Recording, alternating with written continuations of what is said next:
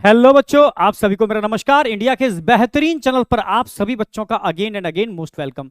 तो बेटा, human reproduction का आज हमारा 6th लेक्चर है, लगभग एंड पर आ गए। इसके बाद एक लेक्चर और है, 7th लेक्चर, एकदम फिनिश करके आपकी ब्रेन की लाइब्रेरी में परमानेंटली सेट कर देंगे। ठीक है, तो सीधी सी बात है, लास्ट लेक्चर में हमने बात की थी यहाँ पर फर्टिलाइजेशन एंड क्लीवेज। अगर हम फर्टिलाइजेशन की बात करते हैं तो फर्टिलाइजेशन बताया था मैंने, मेल और फीमेल गैमीट का फ्यूज होकर जाइगोट का बनना, ये कंप्लीट मैकेनिज्म फर्टिलाइजेशन है। इसमें हमने ये भी बताया था बेटा कि सबसे पहले इसमें क्या होता है, सिनगैमी, फिर क्या होता है प्लाज्मोगैमी, फिर क्या होता है कैरियोगैमी, यानी न्यूक्लियस फ्यूज करेगा, फिर उसके क्रोमैटिन फ्यूज करेंगे, मतलब एम्फी मिक्सेस। फर्टिलाइजेशन की मैकेनिज्म में मैंने कुछ स्टेप्स बताए थे भाई। सबसे पहले क्या होगा, कैपेसिटेशन यानी एक्टिवेशन ऑफ स्पर्म आफ्टर, ठीक है, आप बोलोगे आफ्टर एंट्री या आफ्टर इंसेमिनेशन। आफ्टर इंसेमिनेशन जो स्पर्म का कैपेसिटेशन एक्टिवेशन है, उसमें क्या क्या होगा, उसमें सबसे पहले जो उसकी ग्लाइकोप्रोटीन्स होते हैं एक्रोसोम के ऊपर, उसका रीअरेंजमेंट होगा। और क्या होगा, डी जितने भी डी कैपेसिटेशन फैक्टर हैं जो कैपेसिटेशन को रोकने का काम करते हैं, उनका डाइल्यूशन होगा। थर्ड स्टेप बताया था मैंने, कैल्शियम एंटर करेगा, इससे इसकी मोटिलिटी बढ़ेगी और तेजी से स्पर्म मूव कर पाएगा। क्लियर है बिल्कुल। तो तीनों ही स्टेप यहां पर इन्वॉल्व होंगे, पहली बात। ठीक है, इससे स्पर्म क्या हो जाएगा, एक्टिवेट हो जाएगा और कहां मूव करेगा, uterus, then finally fallopian tube और एम्पुलरी रीजन, जहां पर फर्टिलाइजेशन होगा। इस मैकेनिज्म के अंदर मिलियंस स्पर्म एंटर करते हैं, यूट्रस तक ओनली 10,000 और एम्पुलरी रीजन के अंदर अप्रोक्सीमेटली 250 स्पर्म पहुंच पाते हैं, जिनमें से एक स्पर्म एंटर करता है। अब इस मैकेनिज्म के लिए हमने बताया था सबसे पहले क्या जरूरी है भाई, स्पर्म और ओवा का मिलना। मिलने के लिए मैंने बताया था कुछ प्रोटीन, फर्टिलाइजिन, एंटी फर्टिलाइजिन, ये खास टाइप के प्रोटीन्स होते हैं जो स्पर्म और ओवा के ऊपर होते हैं। क्लियर है बिल्कुल। ये स्पीसीज स्पेसिफिक होते हैं, यूं ही किसी के भी गैमीट आपस में फ्यूज नहीं कर सकते। ठीक है, क्योंकि अलग अलग स्पीसीज में ये अलग अलग टाइप के प्रोटीन होते हैं। क्लियर था बिल्कुल। फाइनली हमने बात की थी, इसलिए सबसे पहले जो रिएक्शन होगी भाई, एक्रोसोम कहां होता है, इसके हेड पर, वो अपने एंजाइम रिलीज करेगा और कहां रिलीज करेगा, ओवा की वॉल पर। तब जाकर के ओवा की वॉल डाइजेस्ट होगी और स्पर्म आगे बढ़ पाएगा। इसको बोलते हैं एक्रोसोमल रिएक्शन। तो एक्रोसोमल रिएक्शन में स्पर्म लाइसिन यूज होते हैं। स्पर्म लाइसिन 3 थे, हाइल्यूरोनिडेज, ठीक है, कोरोना पेनिट्रेटिंग एंजाइम और जोना लाइसिन, ये तीनों इन्वॉल्व होंगे, तब जोना पेलेसुडा में होल हो जाएगा। ठीक है, होल होते ही क्या होगा, फर्टिलाइजेशन कोन बनेगा, फर्टिलाइजेशन कोन, और फर्टिलाइजेशन कोन बनते ही यहां स्पर्म और प्लाज्मा मेम्ब्रेन आपस में एक दूसरे को टच कर देंगे। टच करते ही प्लाज्मा मेम्ब्रेन बिकम डीपोलराइज।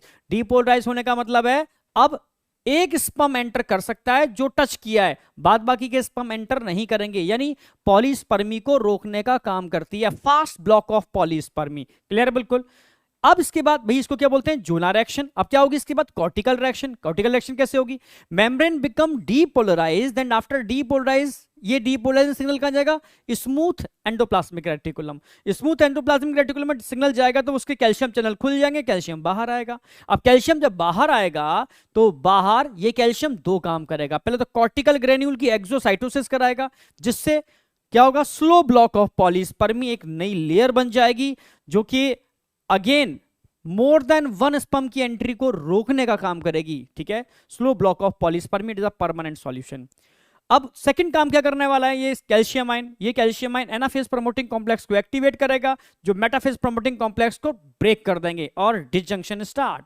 यानी अब यहां पर अगेन एक पोलर बॉडी बनेगी, सेकंड पोलर बॉडी, और एक प्रो न्यूक्लियस बनेगा। सेकंड पोलर बॉडी एक्सोसाइटोसिस से पेरीविटलाइन स्पेस में चली जाएगी। अब फीमेल प्रो न्यूक्लियस, क्योंकि स्पर्म तो एंटर कर चुका है, स्पर्म का प्रो न्यूक्लियस आपस में फ्यूज कर जाएंगे और एक डिप्लॉइड जाइगोट बनेगा। क्लियर है बिल्कुल। अब जो क्लीवेज होंगे जाइगोट के अंदर, उसमें स्पिंडल फाइबर बनाने के लिए जो सेंट्रियोल होगा वो मेल का सेंट्रियोल होगा, फीमेल का सेंट्रियोल तो डीजेनरेट कर जाता है। ठीक है, मेल का सेंट्रियोल पार्टिसिपेट करेगा और यहां क्लीवेज स्टार्ट हो जाएंगे। अब क्लीवेज क्या था, it is a rapid mitotic division, जिसके अंदर G1 G2 फेज एब्सेंट होते हैं, ओनली एस फेज होती है और एम फेज होती है, यानी डीएनए डिवाइड करता है, साइटोप्लाज्म डिवाइड करता है, पर साइटोप्लाज्म की ग्रोथ नहीं हो पाती इसका यहां पर। इसलिए हर क्लीवेज में, हर डिवीजन में नंबर ऑफ ब्लास्टोमियर तो बढ़ रहे हैं, but size of blastomere reduce हो रहा है बेटा। ठीक है, इसलिए न्यूक्लियोसाइटोप्लाज्मिक रेशियो कंटिन्यू बढ़ता जा रहा है, क्योंकि डीएनए कंटेंट बढ़ता जा रहा है, पर साइटोप्लाज्म उतना ही है ऑल ओवर। क्लियर है बिल्कुल। तो ये एक रैपिड माइटोटिक डिवीजन है जिसमें G1 G2 फेज एब्सेंट होती है, ये स्टार्ट हो जाएगी। कब तक? जब तक कि सॉलिड मॉड्यूला नहीं बन जाता। सॉलिड मॉड्यूला बनने के बाद, ठीक है, ये मॉड्यूला कहां जंप लगाता है? अब आगे की कहानी सुनो, ये मॉड्यूला कहां जंप लगाता है। आज का टारगेट हम कंप्लीट करने वाले हैं। देखो अब मैंने आज एनसीईआरटी का डायग्राम ले रखा है। पिछली बार जो डायग्राम था, चाहो वो डायग्राम बना लो या एनसीईआरटी का डायग्राम बना लो, एक डायग्राम तो नोटबुक पर आपको बनाना ही है, क्योंकि एक इस डायग्राम बेस्ड भी सीधा क्वेश्चन आता है। एक दो बच्चों ने पूछा था कि सर डायग्राम बनाना है नहीं बनाना। बिल्कुल बेटा, जो एनसीईआरटी का डायग्राम है वो तो बनाना ही है। उसमें थोड़ा अच्छे से एक्सप्रेशन दे रखा था, यहाँ एनसीईआरटी में पूरा एक्सप्रेशन नहीं है, पर हम इसको समझा देते हैं। तो स्पर्म ने एंट्री की, भाई सारे अटैच हो रहे हैं पर एंटर कोई एक कर रहा है, एंटर स्पर्म एंटर करता है। फर्टिलाइजेशन के बाद क्लीवेज चालू, ठीक है। क्लीवेज के अंदर अब यहां स्टेज देखोगे, ये सी, ये स्टेज आ गई, डी में ये स्टेज आ गई। भाई 2 सेल स्टेज, 2 सेल के बाद कौन सी स्टेज आएगी? 4 सेल स्टेज। 4 सेल स्टेज के बाद कौन सी स्टेज आने वाली है बेटा? ई, मॉरुला। 8 सेल भी मॉरुला होता है और 16 सेल स्टेज में भी मॉड्यूला होता है, ये भी मॉड्यूला है, ठीक है। तो एफ वाला पार्ट भी मॉरुला है, ध्यान रखना है। तो मॉरुला कहां एंटर कर रहा है? मॉरुला एंटर कर रहा है यूट्राइन कैविटी के अंदर, यूट्राइन कैविटी के अंदर, ठीक है। जब मॉरुला एंटर करता है तब यूट्राइन कैविटी में एक लिक्विड बन जाता है, इसको बोलते हैं यूट्राइन मिल्क, बन चुका होता है यूट्राइन मिल्क।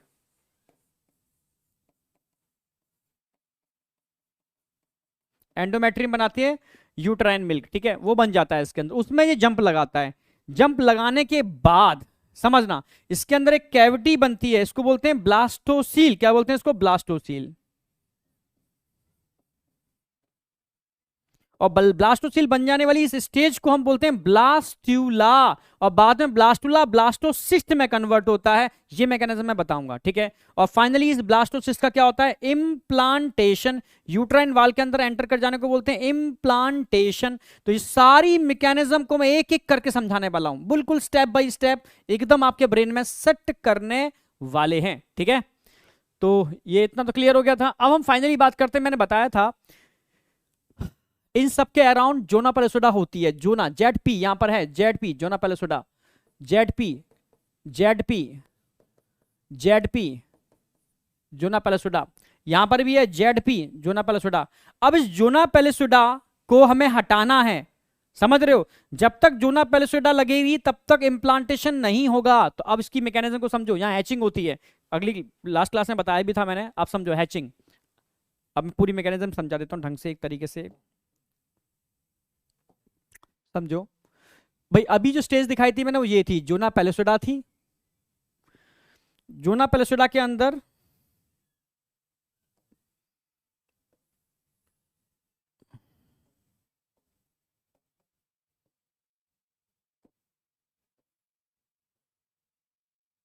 ट्रोफोब्लास्ट सेल,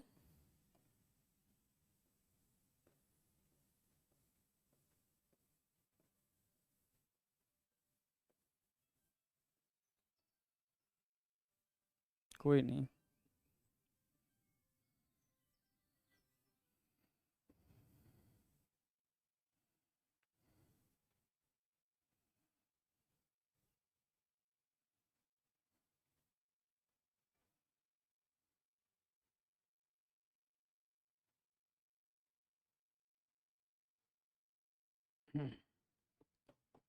जोना पेलेसोडा के अंदर ट्रोफोब्लास्ट सेल, ये सब ट्रोफोब्लास्ट सेल्स हैं। जब तक जोना पेलेसोडा है तब तक इम्प्लांटेशन पॉसिबल नहीं है। ये इम्प्लांटेशन को रोकने का काम करती है, ठीक है।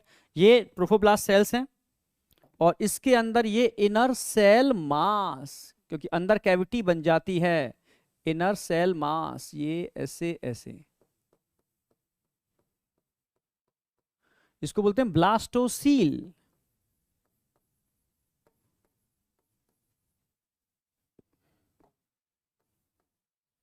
यह है जोना पेलेसोडा।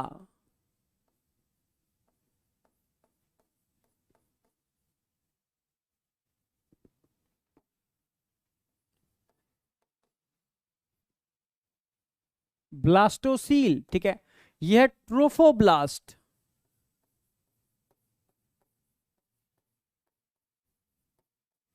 और यह inner cell mass.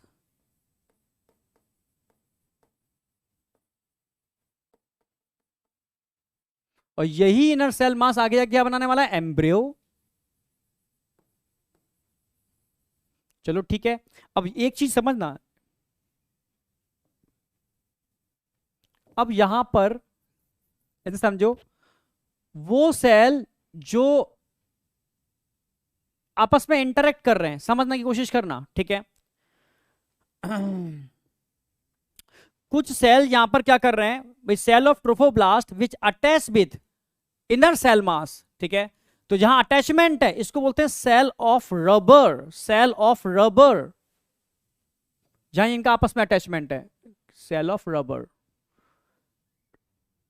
Cell of trophoblast which attach with inner cell mass, cell of Rauber, ये यहां से आता cell of Rauber, it is a cell of trophoblast which attach with inner cell mass, cell of rubber.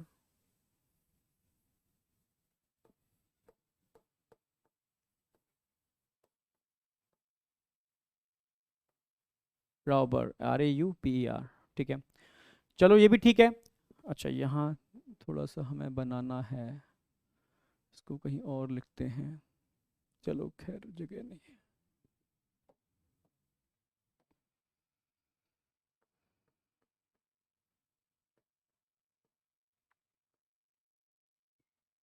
ठीक है, clear. अब इसको हम क्या बोलेंगे, इसको ब्लास्टोसिस्ट नहीं बोलेंगे, अभी ब्लास्टुला बोलेंगे, ब्लास्टुला।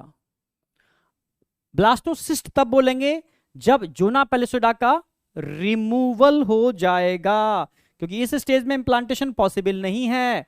अब क्या होने वाला है, देखो ये नेक्स्ट मैकेनिज्म। अब जोना पेलिसोडा जो ये है, ठीक है, इसको डाइजेस्ट करना है, कैसे डाइजेस्ट होगी देखो।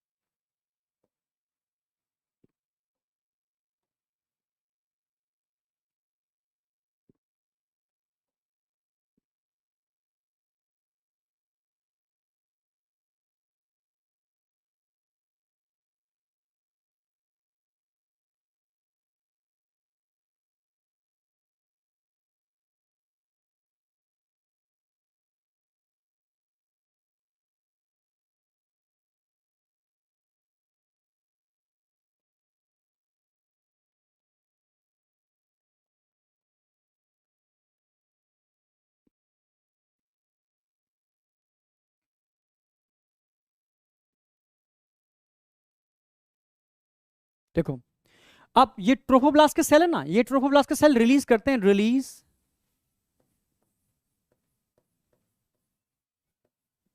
Lytic enzyme.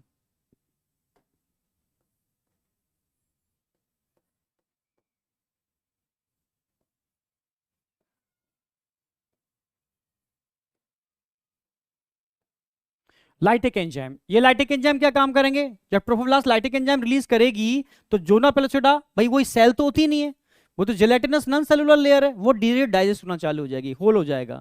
होल होते ही इसमें प्रेशर तो अंदर होता ही है, ये धीरे धीरे सिस्ट की तरह बाहर निकलेगा, सिस्ट की तरह बाहर निकलेगा, सिस्ट, समझना मेरी बात, जैसे कोई नहीं एग से कोई सिस्ट बाहर निकल रहा है उस तरीके से बाहर निकलना चालू हो जाएगा।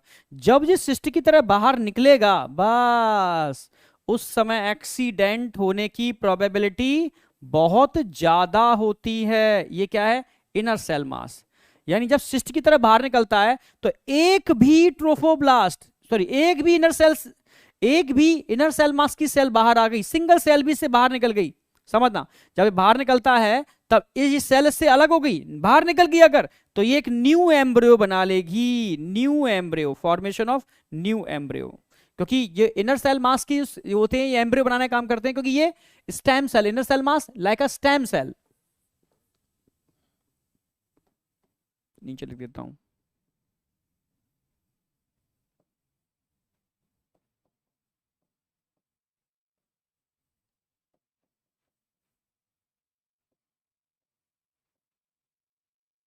स्टेम सेल है, पूरे एम्ब्रियो में कन्वर्ट हो सकती है, ये जाके न्यू एम्ब्रियो का फॉर्मेशन कर देगी।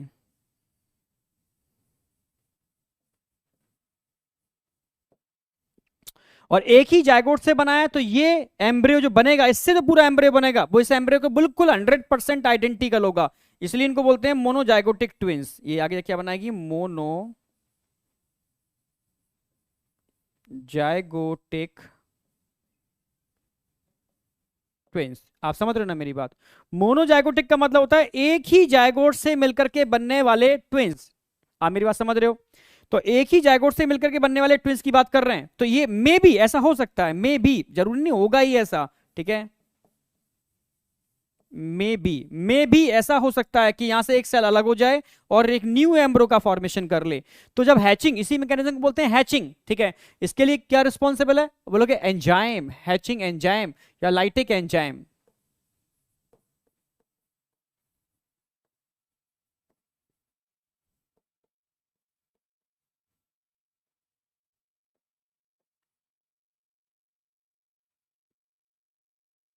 ट्रोफोब्लास्ट। ट्रोफोब्लास्ट से लाइटिक एंजाइम निकलते हैं बेटा, ठीक है? सही से समझो, सिंपल सी बात में, ये जूना पेलिसोडा है, इसको डाइजेस्ट करना है, तब ये बाहर निकलेगा। ये सिस्ट की तरह बाहर निकल रहा है, ये बाहर निकल रहा है ना, जूना पेलिसोडा बाहर ही रह गई, ये रह गई जूना पेलिसोडा। और इस समय अगर कोई एक्सीडेंट ऐसा हो जाता है कि एक भी इनर सेल मास की सेल इससे अलग हो जाए, तो ये एक मोनोजाइगोटिक सेम वैसा ही ट्विंस बना लेती है। इसको मोनोजाइगोटिक ट्विंस बोलते हैं। आइडेंटिकल ट्विंस, 100% सिमिलर ट्विंस, जुड़वा की तरह। मूवी जुड़वा थी ना, सेम उसकी तरह, ठीक है? तो और आगे जाकर के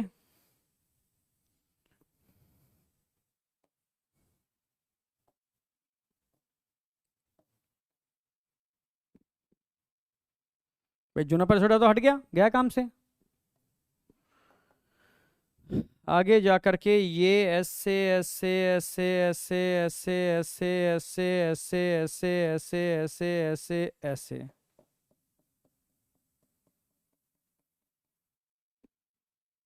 और येलो कलर का इनर सेल मास।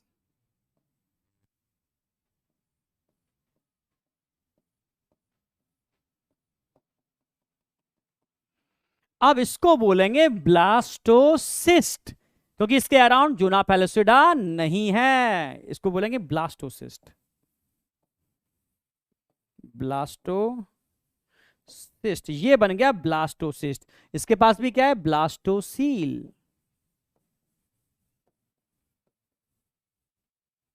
और अब इसका क्या होने वाला है? इम्प्लांटेशन।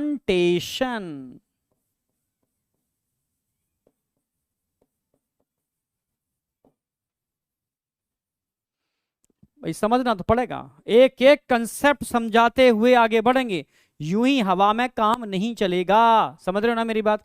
अब क्या होने वाला है इसका? इम्प्लांटेशन। अच्छा, एक चीज और ऐड करते हैं इसके अंदर।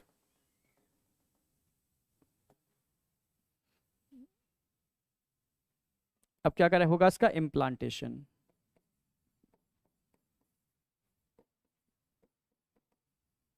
यहां जो बाहर लेयर दिख रही है, इसको क्या बोलने वाले हैं? ट्रोफोब्लास्ट।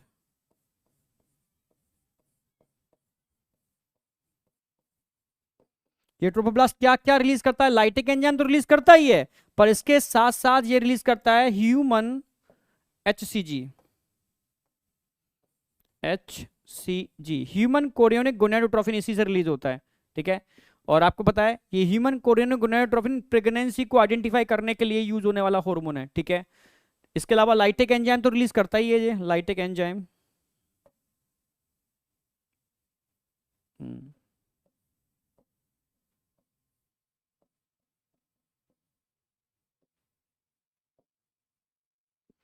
ये दो चीजें मेन मेन पॉइंट लिख दिए। ये कहां से रिलीज होते हैं? आप बोलोगे इन दोनों का सीक्रेशन ट्रोफोब्लास्ट से होता है, ट्रोफोब्लास्ट से। तो ट्रोफोब्लास्ट एम्ब्रियो की आउटर लेयर है, जो किससे बनती है? इनर सेल मास से बनती है, ठीक है? मतलब इनिशियल एम्ब्रियो बन रहा होता है तो उसमें दो लेयर बनती है, एक तो ट्रोफोब्लास्ट और एक इनर सेल मास, ठीक है? जो ट्रोफोब्लास्ट है, ठीक है, ये आगे जाकर के कोरियोनिक विलाई बनाने वाली है, और जो इनर सेल मास है ये एम्ब्रियो बनाने वाला है। कैसे बनेगा आप समझाते हैं। तो जहां तक की बात तो समझ में आ ही गई होगी। फिर से वापस आ रहा हूं। सबसे पहले क्या हुआ? फर्टिलाइजेशन हुआ, 2 cell, 4 cell, 8 cell, 16 cell stage आ गई। 16 सेल स्टेज जो होगी वो जंप लगाएगी यूट्रस के अंदर, जंप लगाएगी तो अंदर जाकर के कैविटी बन जाएगी। इस कैविटी, इसके अराउंड जब तक जूना पैलिसोडा है तब तक तो उसको ब्लास्टो, ठीक है, ब्लास्टूला बोलेंगे। तब तक क्या बोलेंगे? ब्लास्टूला। इससे पहले दोनों स्टेज, ये भी मोरूला है और ये भी मोर्यूला है, दोनों ही मॉड्यूला हैं। 8 सेल स्टेज भी मॉड्यूला होती है और 16 सेल स्टेज भी मॉड्यूला होती है। अब इस इन दोनों के बीच की एक स्टेज होती है जो एनसीईआरटी ने नहीं दिखाई, ठीक है, इसको बोलते हैं ब्लास्टूला। हम दिखा देते हैं यहाँ पर, जी जी तो उन्होंने ये दिखा दिया, ये वाली स्टेज दिखा दी है। इनके बीच में स्टेज होती है ब्लास्टूला, यहाँ नहीं दिखाई क्योंकि हैचिंग वाला पॉइंट इन्होंने गायब कर दिया, पर बिना उसके समझ में ही नहीं आएगा, यहाँ स्टेज हमने दिखा दी। ये है ब्लास्टूला, ठीक है, ब्लास्टूला, और कन्वर्ट हो रहा है ब्लास्टोसिस्ट, क्योंकि जोना पेरिस्टिडा का रिमूव होना और सिस्ट की तरह का बाहर निकलना, क्योंकि इसी समय मोनोजाइगोटिक ट्विंस बनने की प्रोबेबिलिटी सबसे ज्यादा होती है, ठीक है। और अब ये तैयार हो गया किसके लिए, इम्प्लांटेशन के लिए। इसकी जो लेयर ट्रोफोब्लास्ट होती है वो एचसीजी और लाइटिक एंजाइम रिलीज करने में कैपेबल होती है। तो अब हम चालू करते हैं इम्प्लांटेशन। क्लियर है बिल्कुल। इम्प्लांटेशन कैसे होगा, इम्प्लांटेशन देखो भाई, किस दिन होता है, फर्टिलाइजेशन के 7 से लेकर के 9 डे के बीच में हो जाता है इम्प्लांटेशन। भाई पहले दिन 2 सेल बन रहे हैं, दूसरे दिन 4 सेल बन रहे हैं, तीसरे दिन 8 सेल बन रहे हैं, चौथे दिन, ठीक है, 16 सेल, 16 सेल स्टेज चौथे दिन आ रही है, और 5वें दिन ये 16 सेल स्टेज जंप लगा रही है यूट्रस के अंदर 5th डे, ठीक है। और जंप लगाने के बाद 5th 6th 7 यानी 5 से लेकर 7 दिनों के बीच के अंदर ये कन्वर्ट होती है एक सिस्टम है। आप समझ रहे हो किसका, क्या बोलते हैं इसको, ब्लास्टो, सबसे पहले बोलेंगे ब्लास्टूला, ठीक है, और उसमें एक कैविटी बन जाएगी ब्लास्टोसील, और ये ब्लास्टूला जब बाहर निकलेगा तब इसको बोलते हैं ब्लास्टोसिस्ट। क्लियर बिल्कुल। तो बस सिस्ट लाइक स्ट्रक्चर बनते ही इसका इम्प्लांटेशन स्टार्ट, 7 to 9 डेज में इम्प्लांटेशन। इम्प्लांटेशन होता क्या है, अब देखो इम्प्लांटेशन पूरा डायग्रामेटिकली समझाता हूं मैं। ब्लास्टोसिस्ट का इम्प्लांटेशन होता है, ब्लास्टूला का इम्प्लांटेशन नहीं होता। किसका होता है, ब्लास्टोसिस्ट का होता है, ब्लास्टूला का इम्प्लांटेशन नहीं होता, ये ध्यान रखना होगा आपको, ठीक है।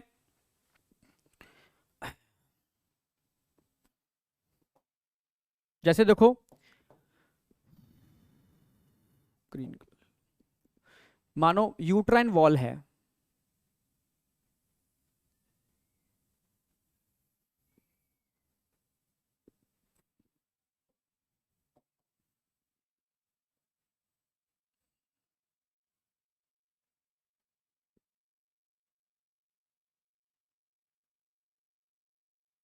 ये स्मूथ मसल तो आप जानते ही हो,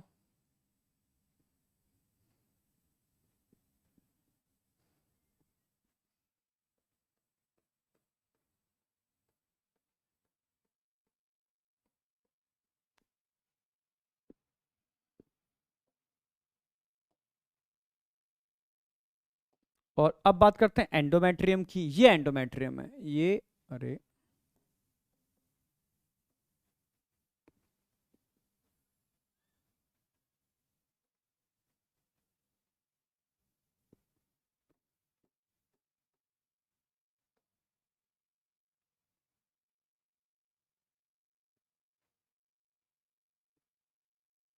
ये एंडोमेट्रियम है, ठीक है। एंडोमेट्रियम जो होती है बेटा हाईली वैस्क्यूलराइज्ड हो जाती है, बताइए आपको, ये थिक हो चुकी है एंडोमेट्रियम। तो एंडोमेट्रियम की बेस वाली लेयर होगी, ये बेस की लेयर है जो हमेशा प्रेजेंट होती है।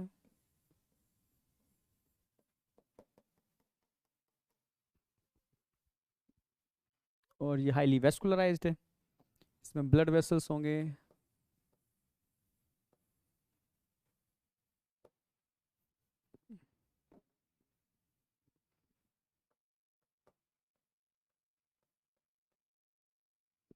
ठीक है, इसके अलावा अब क्या होने वाला है, अब देखो,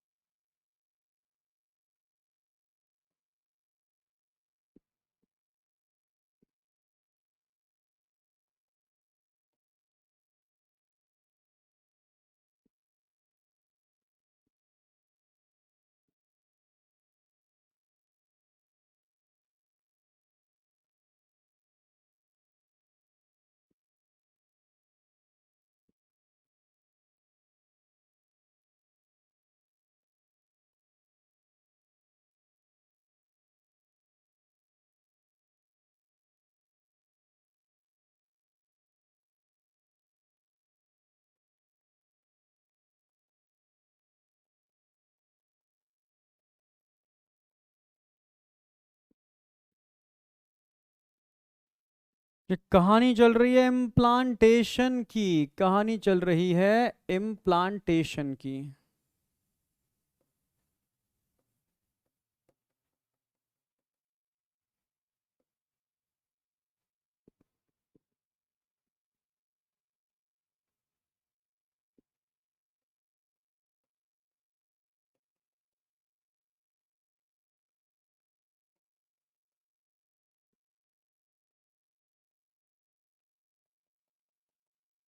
ये हो गया एंडोमेट्रियम के अंदर एंटर कर गया ये इम्प्लांटेशन।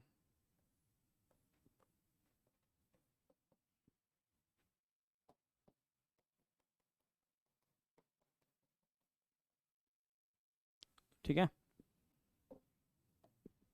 ये तो है पेरीमेट्रियम।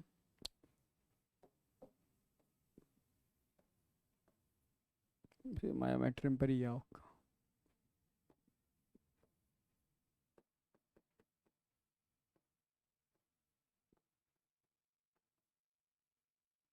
और ये जो दिख रही है ये पूरी की पूरी एंडोमेट्रियम है।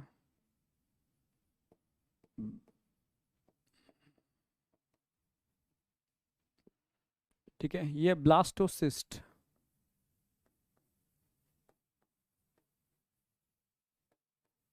और ब्लास्टोसिस्ट क्या हो रहा है, यहाँ अटैच हो रहा है, और ये इसकी ट्रोफोब्लास्ट सेल्स हैं वो एंजाइम रिलीज करेंगे, लाइटिक एंजाइम जिसकी वजह से अंदर पेनिट्रेट कर पाएगा।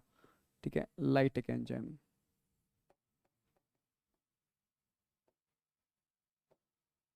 यानी जब ब्लास्टोसिस्ट सबसे पहले क्या करता है, एंडोमेट्रियम से अटैच होता है। अटैच होने की इस मैकेनिज्म को ही बोलते हैं ये हो क्या रहा है बेटा, इम्प्लांटेशन हो रहा है। क्या हो रहा है ये, इम्प्लांटेशन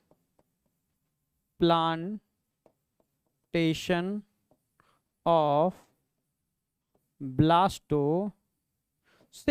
ब्लास्टोसिस्ट का इम्प्लांटेशन हो रहा है, इसमें पहले अटैच करता है, फिर इसकी लाइटिक एंजाइम रिलीज करती है ट्रोफोब्लास्ट, जिसकी वजह से अंदर धंसता चला जाता है, एंटर करता चला जाता है और पूरा अंदर एंटर कर जाता है।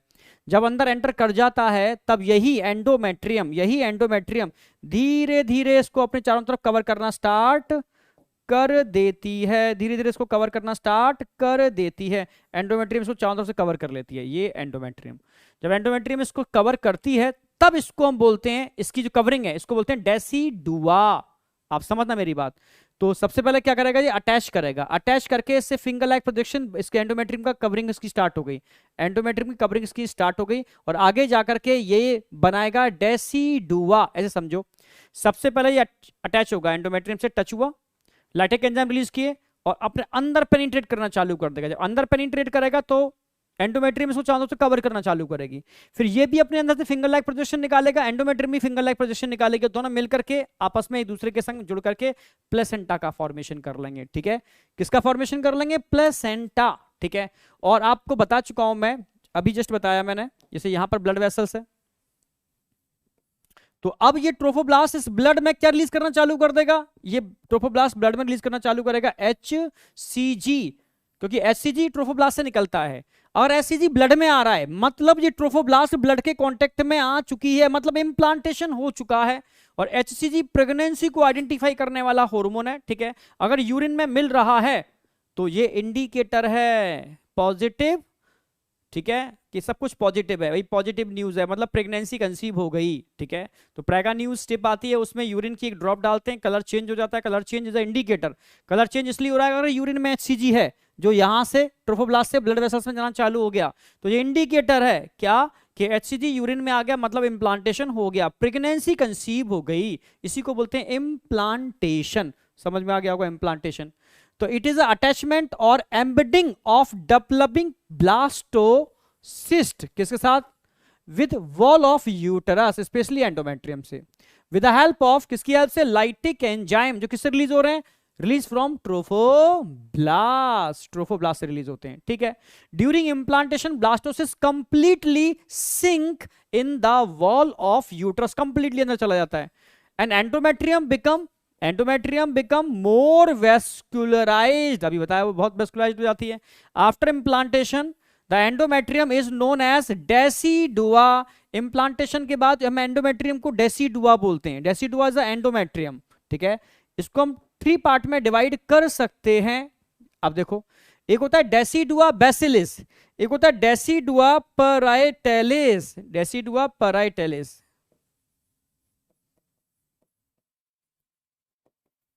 एक होता है डेसिडुआ कैप्सुलरिस।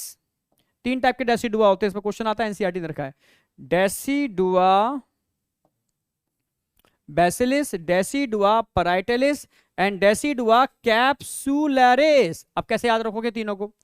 देखो, decidua basalis it is responsible for formation of placenta. जो प्लेसेंटा बनाएगा भाई, डेसिडुआ का है, इट इज अ एंडोमेट्रियम। जो एम्ब्रियो, एम्ब्रियो के साथ प्लेसेंटा बनाती है एंडोमेट्रियम, उसको हम डेसिडुआ बैसिलिस बोलते हैं। जो पराइटल साइड में एम्ब्रियो के टच में नहीं है, वॉल ऑफ एंडोमेट्रियम जो यूट्रस से कांटेक्ट में नहीं है, डेसिडुआ पराइटेलिस। और डेसिडुआ मतलब एंडोमेट्रियम, जो एंडोमेट्रियम इस एम्ब्रियो को चारों तरफ से कवर कर रही है, कैप्सूल बना रही है, इट इज एंडोमेट्रियम। इसको decidua capsularis. Decidua means endometrium, endometrium जो फिंगर लाइक प्रोजेक्शन बनाती है, ठीक है, प्लेसेंटा बनाती है, डेसिडुआ बैसिलिस। वो एंडोमेट्रियम जो पराइटल साइड में है, एम्ब्रियोस के कांटेक्ट में नहीं है, डेसिडुआ पराइटलिस। वो एंडोमेट्रियम जो इस एम्ब्रियो को चारों तरफ से कवर कर रही है, कैप्सूल बना रही है उसके अराउंड, डेसिडुआ कैप्सुलरिस। तो चार टाइप के डेसिडुआ हो गए भाई, सॉरी तीन टाइप के डेसिडुआ हो गए, ठीक है। डेसिडुआ बैसिलिस, प्लेसेंटा में कौन सा पार्टिसिपेट करता है ये ध्यान रखना है, बैसिलिस। बस ये हो गया इम्प्लांटेशन। इम्प्लांटेशन का मतलब ये है कि इम्प्लांटेशन का मतलब है बेटा ब्लास्टोसिस्ट का एंडोमेट्रियम से अटैच होकर के कनेक्शन कर लेना। और आफ्टर इम्प्लांटेशन जो एंडोमेट्रियम होती है उसको डेसिडुआ बोलते हैं। डेसिडुआ थ्री टाइप का हो सकता है, पराइटल साइड पर पराइटेलिस, ठीक है, बेसिलिस जो प्लेसेंटा बना रहा है, ठीक है, कैप्सुलरिस जो उसको चारों तरफ से कवर कर रहा है। फिनिश। तो एक पार्ट हमारा फिनिश, फॉर्मेशन ऑफ डेसिडुआ। अब बात आती है एम्ब्रियोनिक डेवलपमेंट। इतना हम समझ में आ गया कि स्टेप बाय स्टेप हो क्या रहा है। सबसे पहले जो काम हो रहा है बेटा, सबसे फर्स्ट काम, ठीक है, एक तो इस पे भी ध्यान रखना, क्वेश्चन कभी कभी पूछ लेते हैं कि वो कौन सा हार्मोन है जो प्रेगनेंसी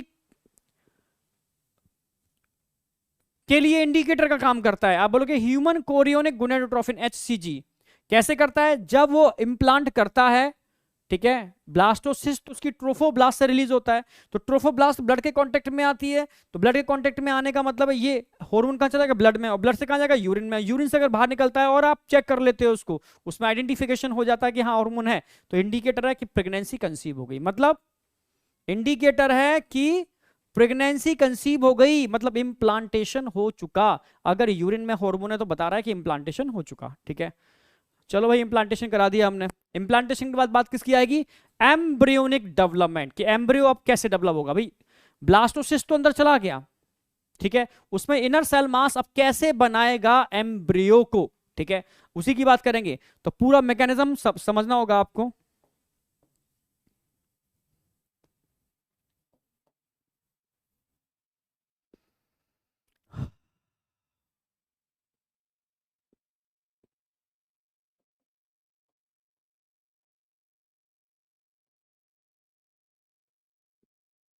ग्रीन नहीं, व्हाइट।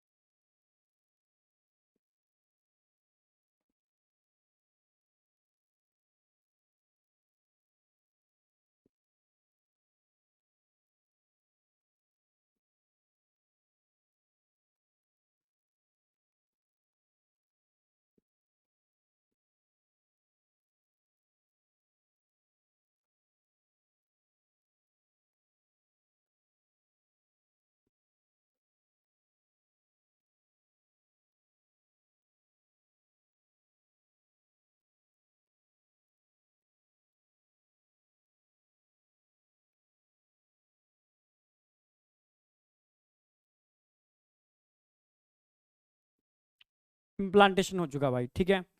जब इम्प्लांटेशन हो जाएगा, अंदर एंटर कर जाएगा ये, ठीक है, तब जाकर के कहानी चालू होगी एम्ब्रियोनिक डेवलपमेंट की, ठीक है। तो सेल ऑफ रबर तो बता चुका हूं, it is a cell of trophoblast. ये भी मैं सेल लिखा तो चुका हूं, फिर भी एक बार ऐड कर देते हैं।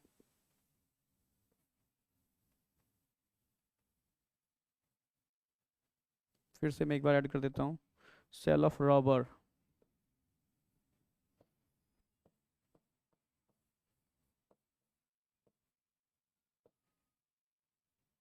It is a cell of trophoblast, inner cell mass की बात नहीं कर रहे हैं।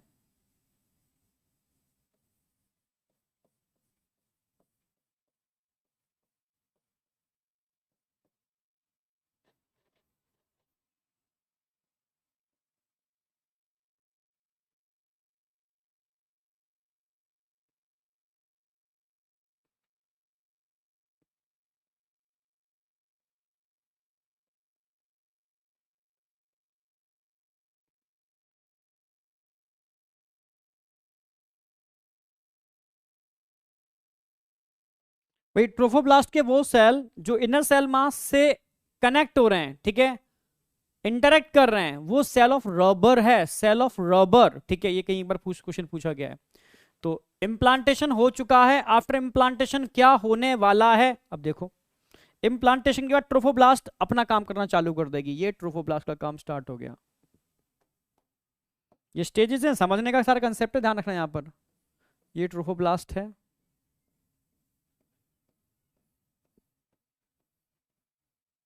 ठीक है। अब ये ट्रोफोब्लास्ट आगे डिवाइड करना चालू करेगी, ये डिवाइड करना चालू कर दी ट्रोफोब्लास्ट ने।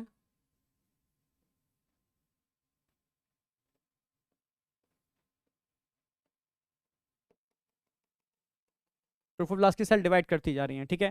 ट्रोफोब्लास्ट की सेल धीरे धीरे डिवाइड करती जा रही हैं, धीरे धीरे स्टार्टिंग होगी, और यही डिवाइड करके आगे जाकर के ये ट्रोफोब्लास्ट फिंगर लाइक प्रोजेक्शन बनाती जाएगी, फिंगर लाइक प्रोजेक्शन बनाती जाएगी। ये ट्रोफोब्लास्ट के सेल है, व्हाइट कलर के दिखा रहा हूं, ठीक है।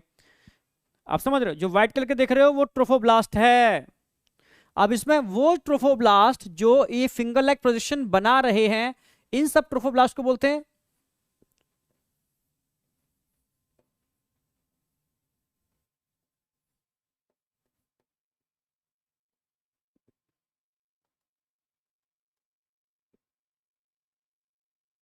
साइटोट्रोफो, इसको तो बोलेंगे साइटोट्रोफोब्लास्ट।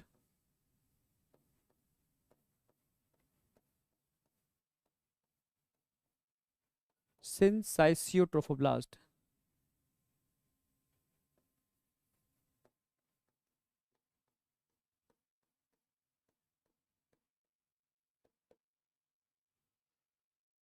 अब इनर सेल मास जो अंदर था, ये दो पार्ट में डिवाइड होगा। कुछ तो लॉन्गिट्यूडनल सेल बनेंगे इससे, लॉन्गिट्यूडनल, ये ऐसे ऐसे, मतलब कॉलीमनार। और कुछ से क्यूबोइडल सेल बनेंगे, क्यूब शेप, क्यूबोइडल।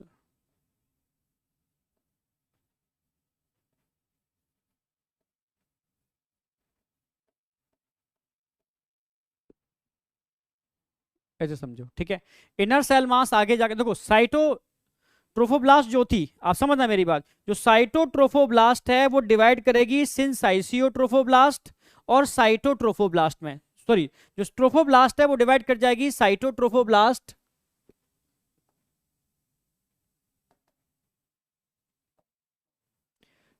अरे साइटोट्रोफोब्लास्ट और सिंसाइसियोट्रोफोब्लास्ट। कौन डिवाइड कर रही है? ट्रोफोब्लास्ट। तो ट्रोफोब्लास्ट का अपना डिवीजन हो गया।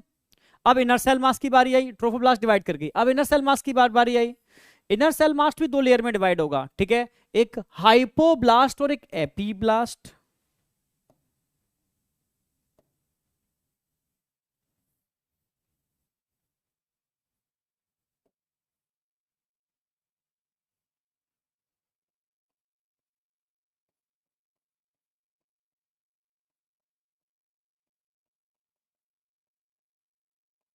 समझना, हाइपोब्लास्ट और एपीब्लास्ट। अब दो लेयर बन गई, ये चेंजेस हो रहे हैं, ठीक है, क्योंकि ये फिंगर लाइक प्रोजेक्शन बन रहे हैं, ये आगे जाके प्लेसेंटा बनाएंगे, ठीक है। इनर सेल मास भी दो पार्ट में डिवाइड हो रहा है, ठीक है, और ट्रोफोब्लास्ट भी दो पार्ट में डिवाइड हो रही है, साइटोट्रोफोब्लास्ट और सिंसाइटोट्रोफोब्लास्ट, ठीक है। जो हाइपोब्लास्ट है, हाइपो मतलब नीचे, ये क्यूब शेप में, क्यूबॉइडल, ये भी लिख सकते हो, ये क्यूबॉइडल है, ये कॉलम शेप में, कॉल्यूमनार।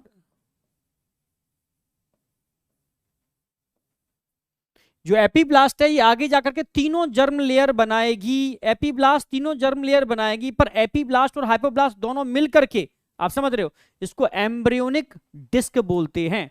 दोनों को मिला दोगे तो एम्ब्रियोनिक डिस्क।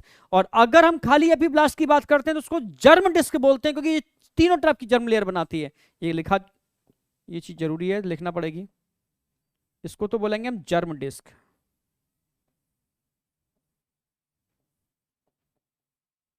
क्यों बोल रहे हैं जर्म डिस्क इस एपीब्लास्ट को? इसलिए बोल रहे हैं क्योंकि इससे तीनों टाइप की लेयर बनेगी। कौन कौन सी? एक्टोडर्म, मीजोडर्म, यानी तीनों की जननी है, और एंडोडर्म। तीनों की जननी कौन है बेटा? आप बोलोगे जर्म डिस्क, मतलब एपीब्लास्ट। पर अगर मैं दोनों को मिला दूं, यानी हाइपोब्लास्ट और एपीब्लास्ट दोनों की बात करता हूं मैं, तो इसको एम्ब्रियोनिक डिस्क बोलते हैं। इस पर क्वेश्चन आया हुआ है, एम्ब्रियोनिक डिस्क का फॉर्मेशन किस किस के मिलने से होता है?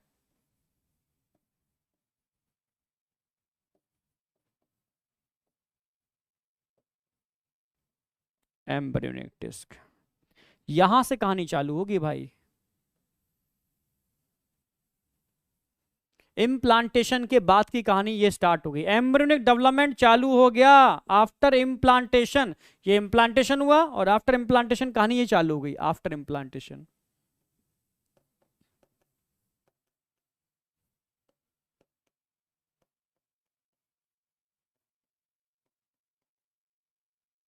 आफ्टर इम्प्लांटेशन, आफ्टर इम्प्लांटेशन की कहानी, ठीक है। तो इतना समझ में आ गया आपको? हेलो, इतना समझ में आ रहा है आपको कि सबसे पहले क्या हुआ? इम्प्लांटेशन हुआ। इम्प्लांटेशन के बाद क्या हुआ? इम्प्लांटेशन के बाद साइट, जो ट्रोफोब्लास्ट थी वो दो पार्ट में डिवाइड हुई, साइटोट्रोफोब्लास्ट और सिंसाइटोट्रोफोब्लास्ट। और जो इनर सेल मास था वो भी दो पार्ट में डिवाइड हुआ, ठीक है, हाइपोब्लास्ट और एपीब्लास्ट, ठीक है। ये समझना होगा, अगर वाकई में आप एम्ब्रियोनिक डेवलपमेंट समझना चाहते हो तो स्टेज समझनी होगी, ठीक है, शॉर्टकट नहीं है। मैंने बोला जो लोग शॉर्टकट अपनाते हैं तो लाइफ सब शॉर्टकट ही होती है उनकी। जो वाकई में जेन्युइनली स्टडी कर रहे हैं, जेन्युइनली समझना चाहते हैं, तो वही सही मायने में सक्सेस होते हैं सही तरीके से। शॉर्टकट तो शॉर्ट ही कट होता है, ठीक है। जरूरत ही नहीं थी इतने कराने की, उठा करके हम सीधे एम्ब्रियो बना के दिखा, बन गया एम्ब्रियो, ठीक है। पर समझना तो पड़ेगा। ये सब क्वेश्चन आए हुए हैं, एम्ब्रियो डिस्क पे क्वेश्चन आया हुआ है, ध्यान रखना। हाइपोब्लास्ट एपीब्लास्ट पे क्वेश्चन आया हुआ है, कौन सी इसको जर्म डिस्क किसको बोलते हैं इस पे क्वेश्चन आया हुआ है, ठीक है। इंप्लांटेशन तो पूरा करा दिया। सेल ऑफ रॉबर पे क्वेश्चन आया हुआ है, सेल ऑफ रॉबर। तो cell of Rauber inner cell mass की सेल नहीं है, सेल ऑफ रॉबर ट्रोफोब्लास्ट की सेल्स हैं। Cell of trophoblast which connect with, या विच विच कांटेक्ट में, या कांटेक्ट विद, या कनेक्ट कह सकते हो, कांटेक्ट कह सकते हो, ठीक है। किससे? इनर सेल मास, उससे कनेक्ट कर रही है, वो है सेल ऑफ रबर, ठीक है। तो इतना समझ में आ गया। अब कहानी चालू हो गई, यानी इतना समझ में भी आ गया कि जो एपीब्लास्ट है ये तीनों लेयर बनाएगी, और तीनों लेयर से सही मायने में एम्ब्रियो बनेगा। पर हाइपोब्लास्ट और एपीब्लास्ट को मिलने से बनती है एम्ब्रियोनिक डिस्क। ये भी क्वेश्चन आता हुआ, ये क्यूब शेप होते हैं, ये कॉलम शेप होते हैं। ये कहानी यहां तक कोई डाउट शाउट नहीं होना चाहिए बेटा, एकदम कंसेप्ट क्लियर होने चाहिए, तब जाकर के मजा आएगा, ठीक है। कि एम्ब्रियोनिक डिस्क का फॉर्मेशन कैसे होता है, आप मेरी बात समझ रहे हो?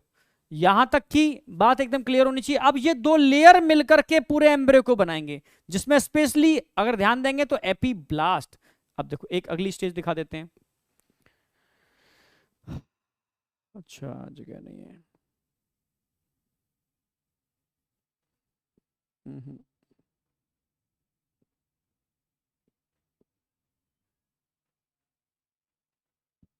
ठीक है, देखो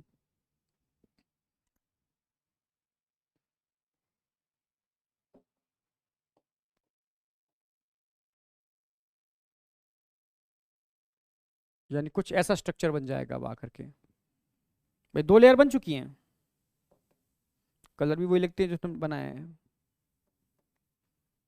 पिंक और ग्रीन। जो ऊपर वाली तो होगी पिंक, कॉलम शेप होगी,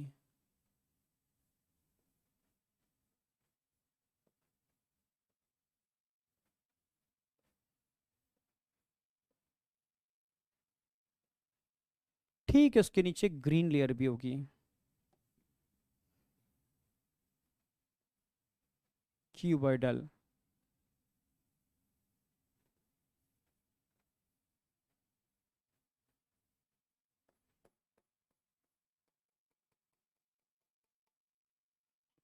अब क्या होगा, ये पिंक वाली सेल डिवाइड करके एक लेयर और बना देगी, और ये दोनों लेयर के बीच में एक लिक्विड भर जाएगा आकर के, दोनों लेयर के बीच में लिक्विड भरना चालू हो जाएगा।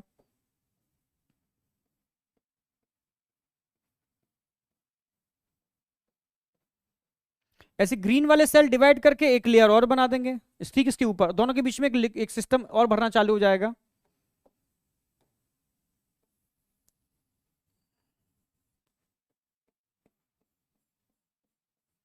कुछ ऐसा स्ट्रक्चर बन जाएगा ये। व्हाइट वाली तो ट्रोफोब्लास्ट थी, वो तो अपना काम कर ही रही है, करने दो उसको, ट्रोफोब्लास्ट को, ट्रोफोब्लास्ट लगी पड़ी है अपने आगे काम के अंदर, करने दो उसको।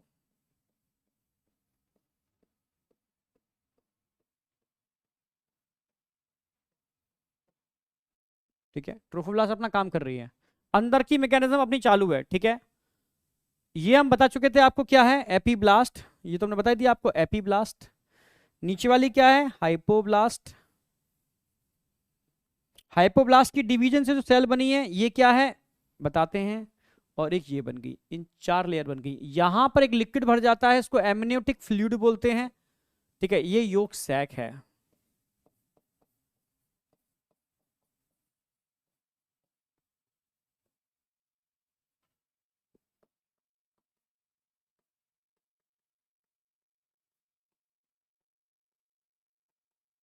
एमनियोटिक फ्लूइड, ये बन गई एमनियन या एमनियोटिक सेल बोल सकते हो, एमनियोटिक सेल।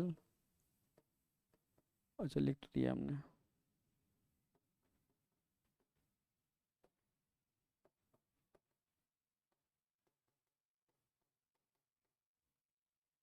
एपीब्लास्ट से बनी है, एक्टोडर्मल ओरिजिन होगा इसका।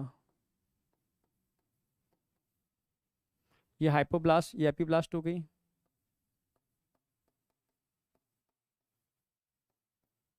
हाइपोब्लास्ट,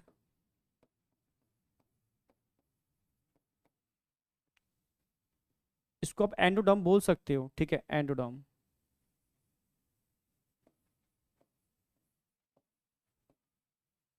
ठीक है, मतलब हाइपोब्लास्ट की सेल है एक्चुअल में, ये आगे जाकर के यही मतलब एक तरीके से एक्स्ट्रा एम्ब्रियोनिक एंडोडर्म बोल सकते हो उसको, एक्स्ट्रा एम्ब्रियोनिक, क्योंकि एम्ब्रियो के बाहर है।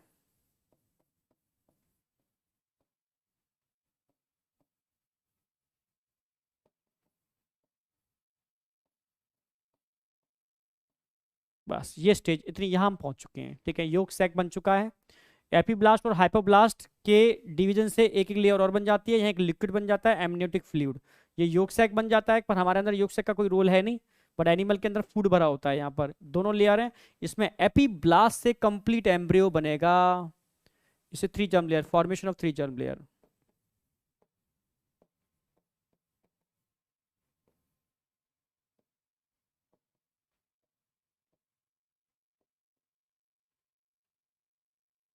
Formation of 3 germ layer, 3 germ layer का निर्माण होगा यहाँ पर, और इस मैकेनिज्म को बोलते हैं गैस्ट्रुलेशन।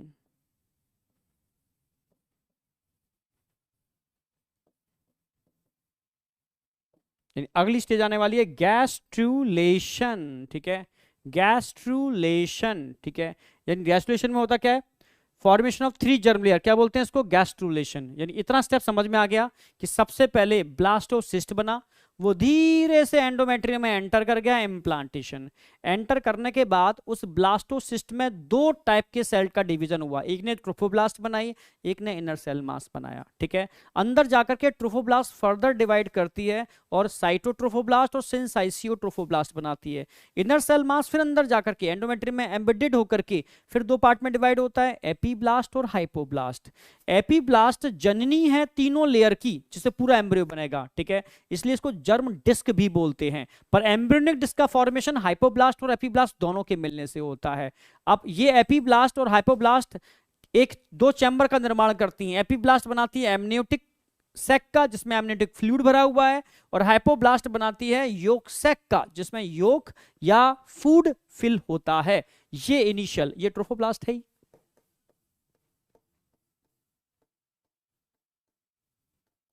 यहां तक की कहानी समझ में आ गई होगी। अब क्या होगा, ये दोनों मिलकर के एम्ब्रियोनिक डिस्क बनाएंगे। क्या बनाएंगे, दोनों मिलकर के तीनों जर्म लेयर बनाएंगे। मतलब मेनली जर्म लेयर बनाने के लिए एपीब्लास्ट रिस्पॉन्सिबल है। तो एपीब्लास्ट, स्पेशली एपीब्लास्ट, पूरा मैकेनिज्म बताऊंगा कैसे बनाती है एपीब्लास्ट, पूरा मैकेनिज्म। ये जर्म लेयर बनाएगी और जर्म लेयर के बनने की मैकेनिज्म को हम बोलते हैं गैस्ट्रुलेशन। ये वो मैकेनिज्म है, तीनों जर्म लेयर बनती है। आप देखो gastrulation, it is a first major event जो कब होता है, after fertilization, 15 days after fertilization. Fertilization के लगभग 15 डेज, भाई 7 से लेकर के 9 दिन में इम्प्लांटेशन हो जाता है। इम्प्लांटेशन के बाद एम्ब्रियो डेवलपमेंट चालू हो चुका है, ठीक है। हाइपोब्लास्ट एपीब्लास्ट बन चुके हैं और लगभग 15 डेज पर आकर के यहां पर तीनों लेयर बनने स्टार्ट हो जाते हैं। इसको बोलते हैं गैस्ट्रुलेशन, ठीक है। चलो भाई ठीक है, समझ में आ गया।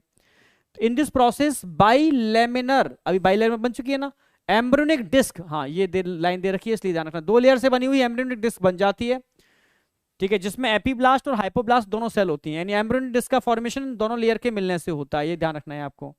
फिर ट्रांसफॉर्म्स इनटू द ट्राइलेमिनर, यानी 3 लेयर वाली एम्ब्रियोनिक डिस्क में कन्वर्ट होती है, जिसमें 3 लेयर बनते हैं बेटा, जिनको जर्म लेयर बोलते हैं। क्या क्या, एक्टोडर्म, मेसोडर्म, एंडोडर्म। और इन जर्म लेयर के बनने की मैकेनिज्म को ही बोलते हैं गैस्ट्रुलेशन। इसी को क्या बोलते हैं, गैस्ट्रुलेशन। यानी एम्ब्रियोनिक डिस्क से गैस्ट्रुलेशन, मतलब 3 लेयर के बनने की मैकेनिज्म को गैस्ट्रुलेशन बोलते हैं, ध्यान रखो। गैस्ट्रुलेशन कैसे स्टार्ट होता है, गैस्ट्रुलेशन का फॉर्मेशन कैसे होगा, इसको समझाता हूं। गैस्ट्रुलेशन के बनने के लिए प्रिमिटिव स्ट्रीक का बनना जरूरी है। अगर प्रिमिटिव स्ट्रीक बन जाती है एम्ब्रियो के अंदर तो इंडिकेटर है गैस्ट्रुलेशन चालू हो गया, ठीक है। On the surface of epiblast, किस सरफेस पर, एपीब्लास्ट की सरफेस पर प्रिमिटिव स्ट्रीक का बनना इंडिकेटर है गैस्ट्रुलेशन स्टार्ट हो गया। तो गैस्ट्रुलेशन का इनिशिएशन प्रिमिटिव स्ट्रीक से होता है, बहुत इंपॉर्टेंट लाइन। टर्मिनेशन, अंत कैसे होगा, क्योंकि अंदर एक कैविटी थी ब्लास्टोसील, उसका ऑब्लिटरेशन हो जाए, ऑब्लिटरेशन मतलब फिलिंग, ब्लास्टोसील खत्म हो जाए तो समझ लो कि गैस्ट्रुलेशन खत्म हो गया। अच्छा, गैस्ट्रुलेशन में होता क्या है, गैस्ट्रुलेशन के अंदर मॉर्फोजेनेटिक मूवमेंट होता है। मॉर्फोजेनेटिक, मॉर्फोलॉजिकली और जेनेटिकली ब्लास्टोमियर्स का मूवमेंट होता है और 3 जर्म लेयर बनते हैं। फॉर्मेशन ऑफ 3 जर्म लेयर, ठीक है, are formed. Morphogenetic movement of blastomere, blastomere के मॉर्फोजेनेटिक मूवमेंट्स है। मॉर्फोजेनेटिक मूवमेंट होता क्या है, ये 2 टाइप के मूवमेंट बहुत सारे होते हैं, 2 एग्जांपल हैं, डेलामिनेशन, इन्वेजिनेशन। डेलामिनेशन का मतलब होता है तो एक सेल है, इसके डिवीजन से एक सेल और बन गई, इसके ऊपर एक सेल और बन गई, एक सेल के ऊपर दूसरी सेल और बन गई। अच्छा, इन्वेजिनेशन का मतलब क्या होता है, जैसे एक ये सेल थी, इनवेजिवनेस, ये मूव करना स्टार्ट कर दिया इन्होंने, इनर साइड मूव करना स्टार्ट कर दिया, इसको इनवेजिनेशन बोलते हैं। एक होगा डिलैमिनेशन, एक के ऊपर एक लेयर का बन जाना। इन्वेजिनेशन, इस सेल के ब्रेक होने से नीचे जाके एक नई लेयर और बना देना, इनवेजिनेशन। तो सीधी सी बात है, गैस्ट्रुलेशन में एक सिंपल लैंग्वेज में बताऊं यार भाई, 2 लेयर वाली एम्ब्रियोनिक डिस्क बन चुकी थी, जिसमें एपीब्लास्ट और हाइपोब्लास्ट थे। अब एपीब्लास्ट आगे जाकर के 3 लेयर वाली डिस्क बनाती है, इसको हम बोलते हैं, ठीक है, गैस्ट्रुलेशन, इस मैकेनिज्म को, जिसमें 3 जर्म लेयर बनते हैं। कितने लेयर बनते हैं, 3 जर्म लेयर बनते हैं, एक्टोडर्म, मेसोडर्म, एंडोडर्म। ये तो इन तीनों जर्म लेयर का जो बनना है, इनिशिएशन है, कैसे आइडेंटिफाई होता है, एपीब्लास्ट के ऊपर अगर प्रिमिटिव स्ट्रीक बननी है, कैसे बन रही है समझाता हूं, ठीक है। ये इंडिकेटर है इनिशिएशन। टर्मिनेशन का इंडिकेटर क्या है, इसके अंदर एक कैविटी होती है ब्लास्टोसील, अगर वो भर जाए, ऑब्लिटरेशन मतलब भर जाना, ब्लास्टोसील भर जाती है इन ब्लास्टोमियर से, तो आप कह दोगे भाई टर्मिनेशन हो गया किसका, गैस्ट्रुलेशन का। अच्छा, होता क्या है इसके अंदर, इसके अंदर 3 लेयर बनती हैं by morphogenetic movement, by morphogenetic movement of blastomere. Blastomere का मॉर्फोजेनेटिक मूवमेंट होता है, मॉर्फोलॉजिकली जेनेटिकली चेंजेस होते हैं और मूव करके 3 लेयर बनाना चालू करते हैं। कैसे बनाते हैं समझाता हूं मैं, इसमें 2 एग्जांपल बड़े अच्छे हैं, डेलामिनेशन, इन्वेजिनेशन। इन्वेजिनेशन तो आपको सामने दिखाने ही वाला हूं, डेलामिनेशन एक लेयर के ऊपर दूसरी लेयर बन रही है, और इन्वेजिनेशन अब देखो, ये अभी मैंने बताया, जस्ट अभी बता के चुका हूं मैं कि बेटा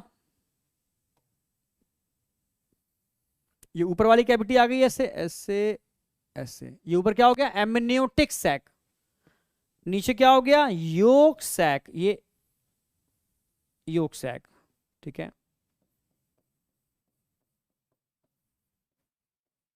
ये डायग्राम बना लोगे तो कोई अच्छी बात है। Amniotic sac,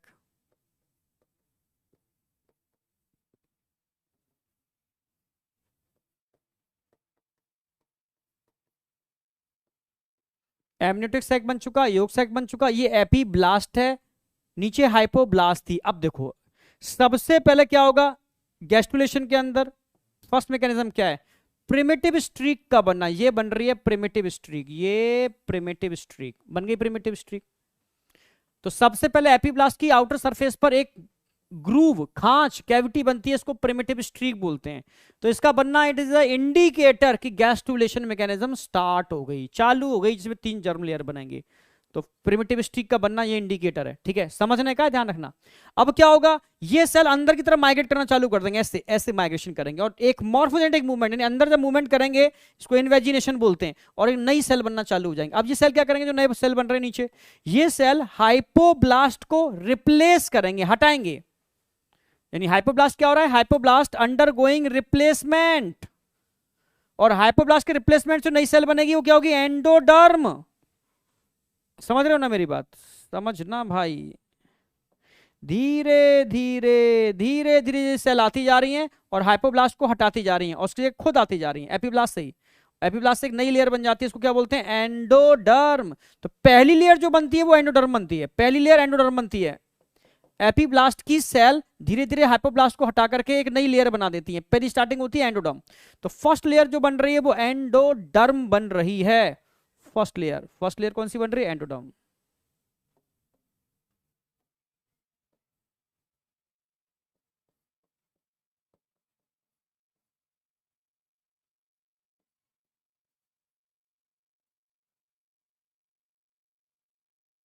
first layer endoderm बन चुकी। अब क्या होगा भाई, ठीक है, अब जब एंडोडर्म बन जाएगी, यानी हाइपोब्लास्ट बिल्कुल हटा दी जाएगी और उसकी जगह एंडोडर्म आ गई, तो अब ये एपीब्लास्ट इस कैविटी को, इस ब्लास्टोसील को भरना चालू करेंगे। ये कैविटी दिख रही है बीच में, इसको ब्लास्टोसील बोलते हैं, ठीक है। अब इस धीरे धीरे ये सेल इस ब्लास्टोसील को भरना चालू करेंगे, भरना चालू कर दिया, भरना चालू कर दिया। भरने से जो नई सेल इसको भर रही है, ये क्या बन रही है, बीच वाली लेयर, ये बन रही है मीजोडर्म।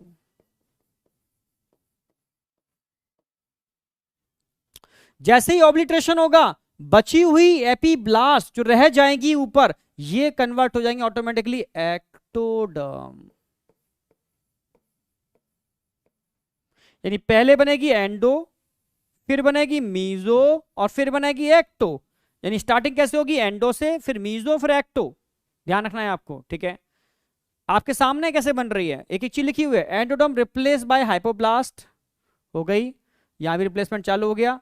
अब बीच में जो सेल दिख रही है ना, बीच वाली सेल, ये बनाने वाली है मीजोडर्म। फिर epiblast finally soon to become ectoderm, बाद में किसमें कन्वर्ट हो जाएगी, एक्टोडर्म में, ठीक है। ये प्रिमिटिव ग्रूव है, प्रिमिटिव स्ट्रीक की दरार, खांच, प्रिमिटिव ग्रूव। और जो ऊपर लेयर दिख रही है इसको एमनियोन बोलते हैं, जिसमें एक एमनियोटिक फ्लूइड भरा होता है, और सैक को एमनियोटिक सैक बोलते हैं। इससे अच्छा क्या समझोगे, इतना ही है जो भी कुछ है, ठीक है, बिल्कुल स्टेप बाय स्टेप समझा रहा हूं। सबसे पहले बेटा ये 2 लेयर बन चुकी, अंदर कैविटी थी, इसके अंदर ऐसा समझो, ऐसे समझो, ये बंद है ऊपर से, पर अंदर से क्या है, खोखला कैविटी है, ब्लास्टोसील इसके अंदर है। ऊपर वाली सेल एपीब्लास्ट, नीचे वाली हाइपोब्लास्ट, ठीक है। ये एपीब्लास्ट तीनों लेयर बनाएंगे, कैसे बनाएंगे तीनों लेयर, अभी बता दिया मैंने। ये कैसे बना रहे हैं, इसी को गैस्ट्रुलेशन बोलते हैं, तीनों लेयर। तो यही एपीब्लास्ट से पहले हाइपोब्लास्ट के रिप्लेसमेंट से एंडोडर्म बनी, फिर मीजोडर्म बनी, और remaining epiblast convert into ectoderm. Step by step तीनों का फॉर्मेशन हो रहा है, ठीक है। इस गैस्ट्रुलेशन मैकेनिज्म स्टार्ट कब होती है भाई, फर्टिलाइजेशन के 15 दिन बाद स्टार्ट होती है, ठीक है। इंडिकेटर क्या है इसके स्टार्ट होने का, प्रिमिटिव स्ट्रीक का बनना, प्रिमिटिव स्ट्रीक का बनना इज अ इंडिकेटर। एंड कब होता है, ब्लास्टोसील का ऑब्लिट्रेशन, ऑब्लिट्रेशन का मतलब भर जाना, इसका टर्मिनेशन। होता क्या है, 3 जर्म लेयर बन रही है by morphogenetic movement of blastomere, like delamination, invagination, ये तरीके होते हैं। तो इस तरीके से मोटर अंदर अंदर ग्रुप में एंटर कर रही हैं, तो तीनों जर्म लेयर बनती जा रही हैं। तो तीनों जर्म लेयर बनने तक की मैकेनिज्म को हम बोलते हैं गैस्ट्रुलेशन। गैस्ट्रुलेशन समझ में आ गया, 15 डेज आफ्टर फर्टिलाइजेशन। चलो भाई गैस्ट्रुलेशन समझ में आ गया। अब क्या होगा, तीनों लेयर तो बन चुके, अब क्या होगा, ये तीनों लेयर आगे जाकर के कंप्लीट एम्ब्रियो को बनाएंगे, कंप्लीट एम्ब्रियो को बनाएंगे। कैसे बनाएंगे अब देखो।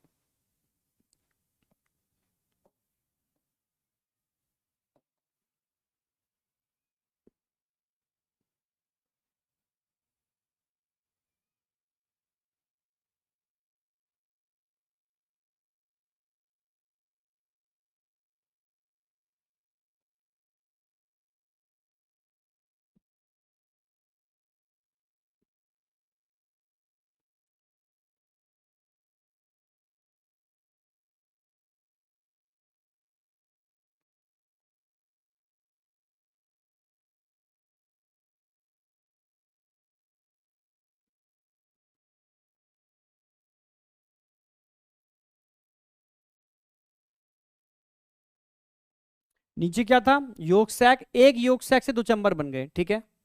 ये एम्ब्रियो,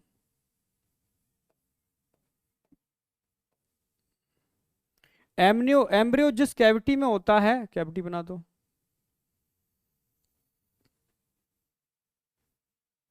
इसमें क्या है, एक लिक्विड एमनियोटिक फ्लूइड, और सैक को बोलते हैं एमनियोटिक सैक, यानी ऊपर वाला एमनियोटिक सैक बढ़ता जा रहा है और योक सैक कम होता जा रहा है और छोटे छोटे दो चैम्बर में कन्वर्ट हो जाएगा। एक को एलेंटॉइस बोलेंगे, एक को योक सैक बोलेंगे। इसको तो एलेंटॉइस बोल रहे हैं, चल बाद में लिखाता हूँ, ठीक है। अब समझो,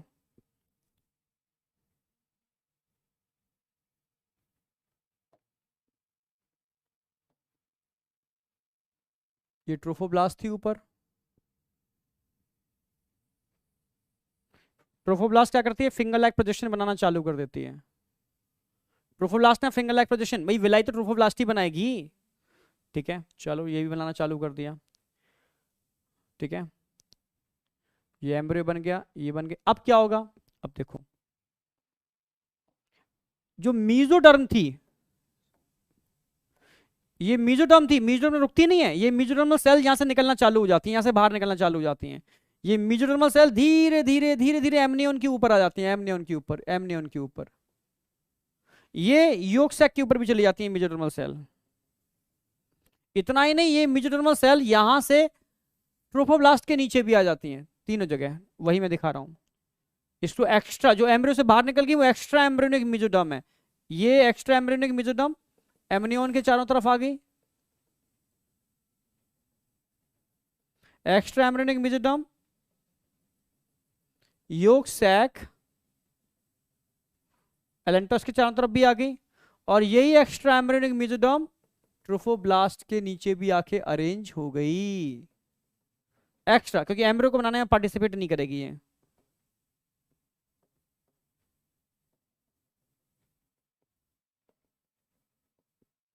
ये बन गया पूरा काम, ठीक है। ये तो विलाई हो गए, कोरिन विलाई लिख दो।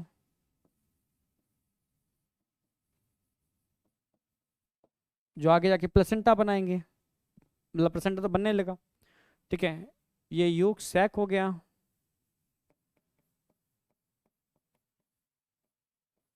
ये एलेंटॉइस हो गया,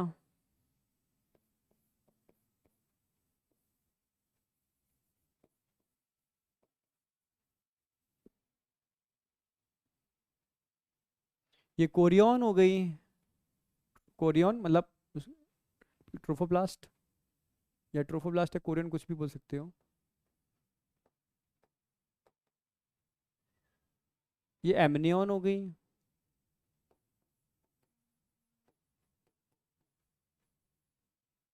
एमनियन का फॉर्मेशन कितनी लेयर्स के मिलने से हो रहा है, दो, बाहर एक्स और अंदर, आउटर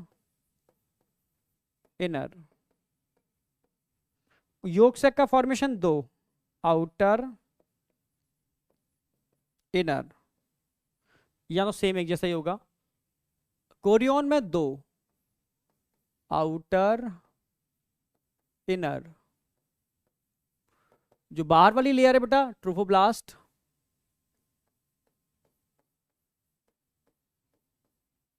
इसके नीचे extra embryonic mesoderm, extra embryonic mesoderm. चलो ठीक है। ऐसे एमनियन में आउटर क्या होगी? Extra embryonic mesoderm. इनर क्या होगी? एमनियन। ठीक है, मतलब उसको एमनियन ही बोलोगे, एमनियोटिक सेल भी बोल सकते हो। अच्छा, योक सैक में बाहर क्या है? बाहर आउटर एक्स्ट्रा एम्ब्रियोनिक मेसोडर्म, अंदर क्या है? एंडोडर्म।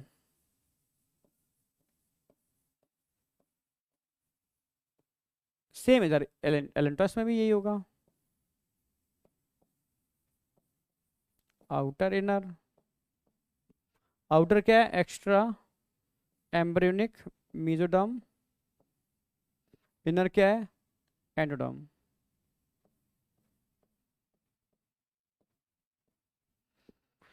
ये आ गया बेटा कंप्लीट एम्ब्रियो।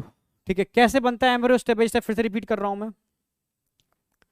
सबसे पहले इनर सेल मास और ट्रोफोब्लास्ट बन गए।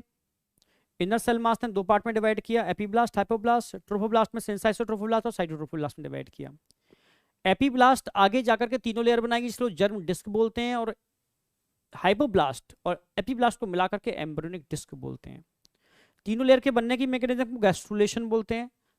जो स्टार्ट कैसे होता है? एपीब्लास्ट के ऊपर एक प्रिमिटिव स्ट्रीक बनती है, ये इंडिकेटर है इनिशिएशन का, और ब्लास्टोसील भर जाना टर्मिनेशन। ठीक है, और होता क्या है इसमें? तीन लेयर कैसे बनती हैं? By morphogenetic movement of blastomere. Morphogenetic movement, morphologically genetically changes होते हैं, तभी तो डिफरेंशिएशन होगा। सबसे पहले काम क्या होता है? ये एपीब्लास्ट के सेल प्रिमिटिव ग्रूव से होते हुए नीचे आते हैं, नीचे आकर के सबसे पहले हाइपोब्लास्ट को हटाते हैं, खुद वहां बैठ जाते हैं और एक नई लेयर बनाते हैं, उसको बोलते हैं एंडोडर्म। फिर बीच में कैविटी को भरना चालू कर देते हैं, मेसोडर्म, और मेसोडर्मल सेल बाहर भी निकल जाते हैं, बाहर निकल जाके चारों तरफ कवर कर लेते हैं चारों तरफ, और उनको बोलते हैं एक्स्ट्रा एम्ब्रियोनिक मेसोडर्म। फिर बची हुई जो एपीब्लास्ट है वो कन्वर्ट होती है एक्टोडर्म के अंदर। तो पहले बनी हाइप एंडोडर्म, फिर बनी मेसोडर्म, फिर लास्ट में बनी एक्टोडर्म। इस तरीके से तीनों लेयर बन गए। तीनों लेयर बन जाने के बाद तीनों लेयर के अपने अपने काम होते हैं, वो अपने अपने ऑर्गन बनाना चालू कर देते हैं, एम्ब्रियो बनना चालू हो जाता है। ठीक है, जब एम्ब्रियो बनता है तो कुछ स्ट्रक्चर कुछ तरीके से होता है। ये एम्ब्रियो है, ये एमनियोटिक फ्लूइड में है। ये क्या? Amniotic fluid.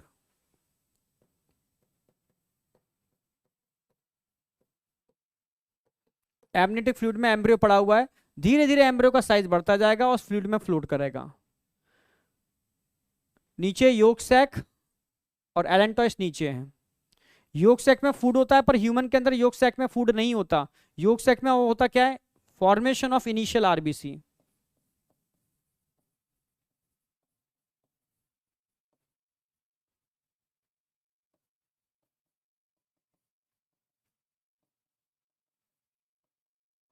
एटसेट्रा, बहुत सारे काम होते हैं इसमें। ये काम है, मैं आपको लिखा चुका हूँ। कहाँ पे लिखा चुका हूँ इसके बारे में? याद हो आपको जब मैंने ब्लड पढ़ाया था? ये कंप्लीट एम्ब्रियो बन चुका। ट्रोफोब्लास्ट ने आगे जाकर के कोरियोनिक विलाई का फॉर्मेशन कर लिया, जो प्लेसेंटा बनाएगा। ये कंप्लीट एम्ब्रियो बन चुका है। ये कुछ एडिशनल पॉइंट्स लिखा दिए हैं, कभी कभी पूछ लेते हैं, क्वेश्चन लगाओगे मिल जाएंगे। एक्टोडर्म अपने अलग ऑर्गन बनाएगी, मीजो अलग बनाएगी, एंडो अलग बनाएगी। एक नॉलेज के लिए लिख दिया है मैंने कि एक्टो, मीजो, एंडो क्या क्या ऑर्गन बनाते हैं, बेसिकली हम लिखा चुके होते हैं हर चैप्टर के अंदर। ये कहानी खत्म होगी एम्ब्रियोनिक डेवलपमेंट। इम्प्लांटेशन से लेकर के एम्ब्रियो का डेवलपमेंट एकदम आराम से, बहुत दो दो तीन तीन बार रिवीजन करा के कराया मैंने, तो समझ में आएगा। सारा खेल एपीब्लास्ट और हाइपोब्लास्ट का है, और स्पेशली कहेंगे कि एपीब्लास्ट का है। वही जाकर के सही मायने में एम्ब्रियोनिक लेयर और पूरे एम्ब्रियो को बनाने के लिए रिस्पॉन्सिबल है। तो यहां तक कोई डाउट शाउट? अब एक एक पार्ट और है प्लेसेंटा, स्कोर करते हैं फिर आगे बढ़ते हैं। ठीक है, तो आज का टारगेट हमारा क्या क्या था? एक तो नंबर 1 टारगेट था हमारा इम्प्लांटेशन, समझ में आ गया होगा। नंबर 2 टारगेट था हमारा, नंबर 2 एम्ब्रियोनिक डेवलपमेंट, भाई एम्ब्रियो भी बन चुका। थर्ड टारगेट क्या है हमारा? भाई एम्ब्रियो बन गया है तो प्लेसेंटा भी तो बना होगा। हिंदी में इसको अपरा बोलते हैं या प्लेसेंटा, यानी कह सकते हो मैटरनल और फीटल दोनों के मिलने से बनने वाली एक यूनिट, जो फीटस को मदर से कनेक्ट करके रखती है। ठीक है, किसके लिए?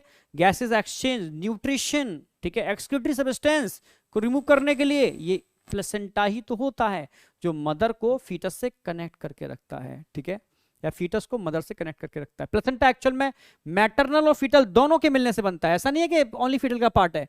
प्लेसेंटा के अंदर मैटरनल पार्ट भी होता है और फीटल पार्ट भी होता है। जैसे देखो, वैसे तो 6 बैरियर होते हैं, पर ह्यूमन प्लेसेंटा में ओनली 3 बैरियर होते हैं। जैसे समझो,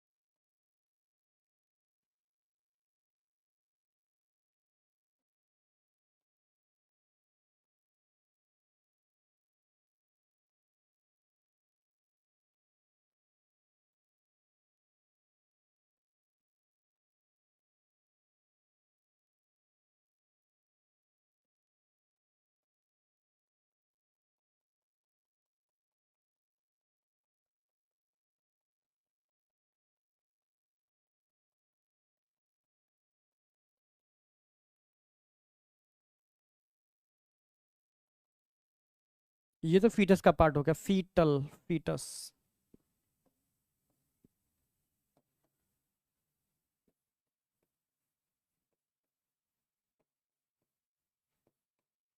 मेटरनल बैरियर नहीं होते, मेटरनल ब्लड डायरेक्ट कांटेक्ट में होता है, माना ये मेटरनल ब्लड है, ये ब्लड इसमें आ गया,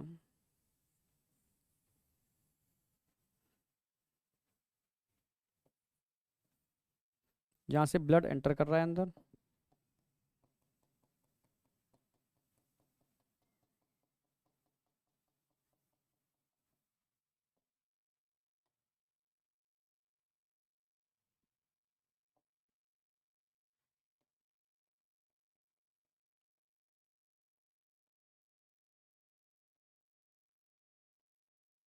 मेटरनल पार्ट, ये हो गया बैरियर, यदि मदर के ब्लड से और फीटस के ब्लड के बीच में ये बैरियर है, यहां से कोई भी चीज जाएगी और यहां से वो चीज डिफ्यूजन से आएगी, यानी समझ रहे हो ना, एक्सक्रीटरी सब्सटेंस जा रहे हैं, CO2 जा रही है, ऑक्सीजन और न्यूट्रिएंट आ रहे हैं, ठीक है, आप समझ रहे हो, ये क्या हो रहा है, डिफ्यूजन,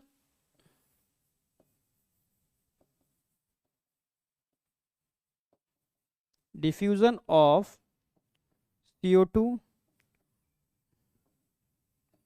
O2,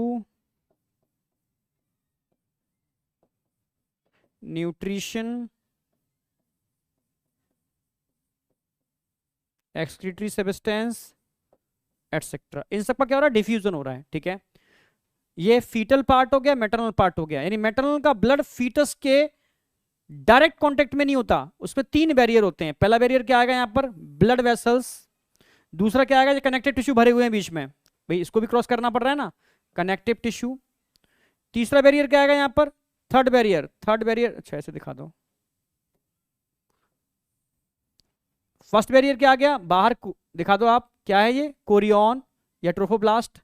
सेकंड बैरियर ये आ गया, और थर्ड बैरियर ये आ गया, 3 बैरियर होते हैं, ठीक है। तो पहले क्या हो गया, कोरियन, कोरियन बोलो या ट्रोफोब्लास्ट बोल दो,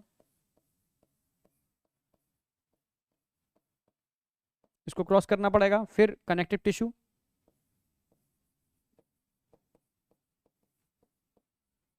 फिर ब्लड वेसल्स।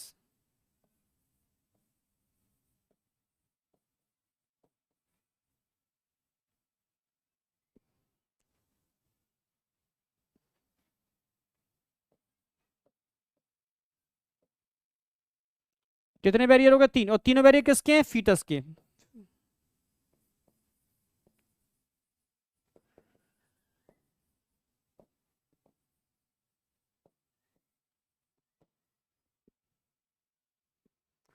ये मैटरनल ब्लड है, maternal blood, blood of mother.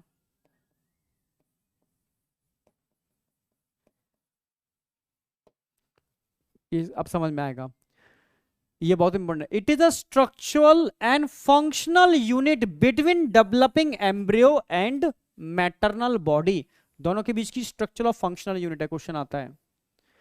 अगर हम टाइप्स ऑफ प्लेसेंटा की बात करते हैं, ह्यूमन का प्लेसेंटा कैसा होता है, इसको बोलते हैं हीमोकोरियल प्लेसेंटा। हीमोकोरियल क्यों बोला, क्योंकि मदर का हीम, फीटस की कोरियन, ट्रोफोब्लास्ट को हम कोरियन भी बोलते हैं, मदर का हीम फीटस की कोरियन डायरेक्ट कांटेक्ट में होते हैं, इसलिए इसको बोलते हैं haemochorial placenta. Maternal blood is direct contact with the chorion of foetus, chorion of foetus, so it is called haemochorial placenta. इस प्लेसेंटा में कंटिन्यू कर रहा है डिफ्यूजन ऑफ सब्सटेंस, समझ रहे हो, प्लेसेंटा मैटरनल और फीटल दोनों के मिलने से मिलके बनने वाला स्ट्रक्चर है। अगर डिटेल डायग्राम जानना चाहो, वैसे सफिशिएंट है आपके लिए तो उतना, ठीक है, कि मदर को बच्चे से जोड़ने के लिए जो स्ट्रक्चर है वो प्लेसेंटा है। अभी मैं एक इस डायग्राम और दिखाऊंगा, उसमें जो दिखाई देता हूँ, चलो एनसीईआरटी का डायग्राम है, ये एनसीईआरटी का डायग्राम है। अगर हम बात करते हैं प्लेसेंटा, तो ये है प्लेसेंटा, ये है प्लेसेंटा, समझ रहे हो,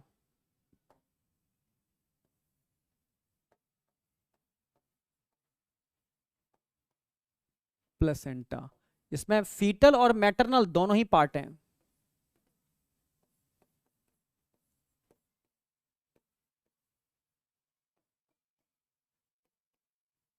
फीटस में कितने बैरियर हैं, 3 बैरियर,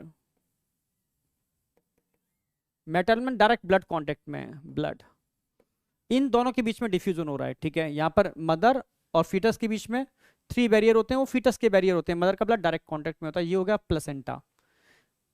जबकि ये जो दिख रही है ये, इसे कहते हैं अम्बिलिकल कॉर्ड, अम्बिलिकल कॉर्ड। अगर मैं अम्बिलिकल कॉर्ड की बात करता हूं, ये फीटस और मैटरनल दोनों का पार्ट है? No, only foetal, only foetal part है, फीटल पार्ट। अम्बिलिकल कॉर्ड एक कॉर्ड लाइक स्ट्रक्चर होता है जो कनेक्ट करता है फीटस को प्लेसेंटा से, मदर से नहीं, प्लेसेंटा से।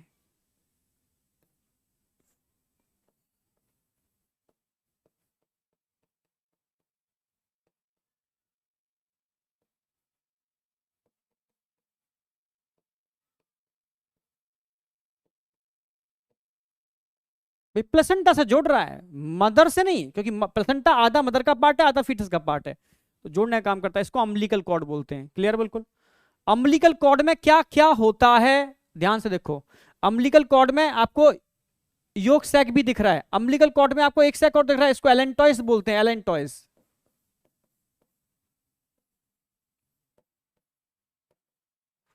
अम्बिलिकल कॉर्ड में इसके अलावा कनेक्टिव टिश्यू भी भरे हुए हैं, और यहां पर फीटस को जोड़ने के लिए आर्टरी और वेन भी होते हैं। तो अम्बिलिकल कॉर्ड में क्या क्या होता है? Yolk sac, allantois, yolk sac, allantois,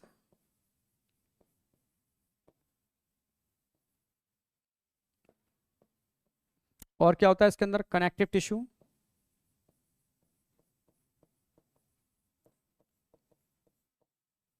और क्या होता है अम्बिलिकल कॉर्ड के अंदर? यहां ध्यान रखना है, दो तो आर्टरी होती हैं, दो, टू,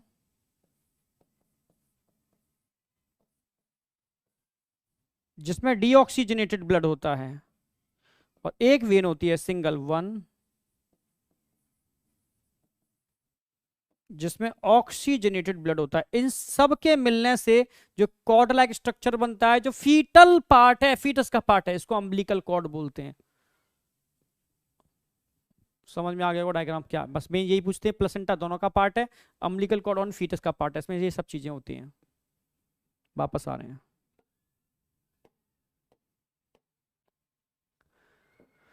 ठीक है, प्लेसेंटा समझ में आ गया। प्लेसेंटा क्या है? एक स्ट्रक्चरल और फंक्शनल यूनिट है, ठीक है, डेवलपिंग एम्ब्रियो और मदर के बीच में, जो दोनों को कनेक्ट करके रखती है, जिसमें फीटस के 3 बैरियर है, मदर का कोई बैरियर नहीं है, मदर का ब्लड डायरेक्टली फीटस की कोरियन के कांटेक्ट में होता है।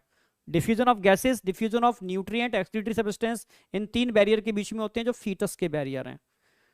डायरेक्ट फीटस का मदर का ब्लड कांटेक्ट में नहीं होते, ऐसे प्लेसेंटा को हीमोकोरियल प्लेसेंटा बोलते हैं, क्योंकि मदर का हीम फीटस की कोरियन के डायरेक्ट कांटेक्ट में होता है। प्लेसेंटा मैटरनल फीटल दोनों का पार्ट है, जबकि umbilical cord only, umbilical cord only foetus का पार्ट है, फीटस का पार्ट है, जिसमें 5 चीजें होती हैं, वो मैंने लिखा दी हैं आपको। ठीक है, अब बात कर लेते हैं फंक्शन ऑफ प्लेसेंटा। प्लेसेंटा क्यों बनाया नेचर ने, क्या करता है प्लेसेंटा? ठीक है, अब देखो, placenta act as endocrine gland. मैंने बोला था ना, जब तक प्लेसेंटा नहीं बना तब तक कॉर्पस ल्यूटियम एंडोक्राइन ग्लैंड की तरह काम करेगा। जब प्लेसेंटा बन जाता है तो प्लेसेंटा कहता है भाई तू रेस्ट कर, अब मैं आ गया, अब सारे काम मैं निपटाऊंगा, सारे हार्मोन ये निपटा रिलीज करना चालू करता है, बेहतरीन एंडोक्राइन ग्लैंड। ठीक है, जो एस्ट्रोजन भी रिलीज करता है, प्रोजेस्टेरोन भी रिलीज करता है, ह्यूमन कोरियोनिक गोनेडोट्रोफिन, क्योंकि ये ह्यूमन कोरियोनिक गोनेडोट्रोफिन क्या काम करता है? दो काम, मेन काम क्या है इसका? मेंटेन, मेंटेन करता है, maintain corpus luteum, corpus luteum को। ठीक है,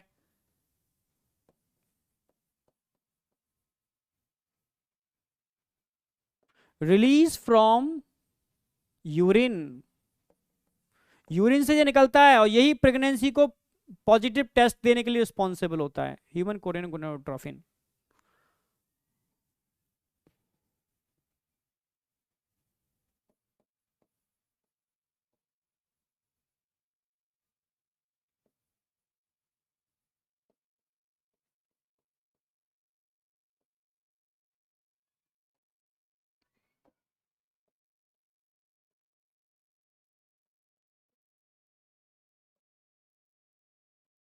ये क्वेश्चन बहुत बार पूछा गया, hormone which release only during pregnancy, ठीक है, हार्मोन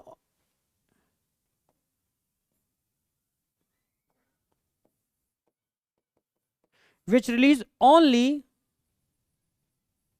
ड्यूरिंग प्रेगनेंसी। वो कौन से हार्मोन होते हैं जो ओनली प्रेगनेंसी के टाइम पर निकलते हैं? 3 हार्मोन याद रखने, नीट में कई बार रिपीट भी हुआ है। Human Korean gonadotrophin only pregnancy के टाइम पर निकलेगा, जबकि एस्ट्रोजन प्रोजेस्टेरोन नॉर्मल केस में भी निकलता है। कोरियोनिक थायरोट्रोफिन, थायरोट्रोफिन समझ रहे हो ना मेरी बात? Chorionic corticotrophin, human placental lactogen HPL, ठीक है, एचपीएल प्लेसेंटल एचपीएल, ठीक है, ये ओनली प्रेगनेंसी के टाइम पर निकलता है। रिलैक्सिन, रिलैक्सिन का काम ओनली प्रेगनेंसी के टाइम पर है। जबकि अगर मैं रिमेनिंग हार्मोन की बात करता हूं, जैसे ह्यूमन कोरियोनिक गोनाडोट्रोफिन, गोनाडोट्रोफिन तो नॉर्मल केस में भी निकलते हैं ना, कहां से?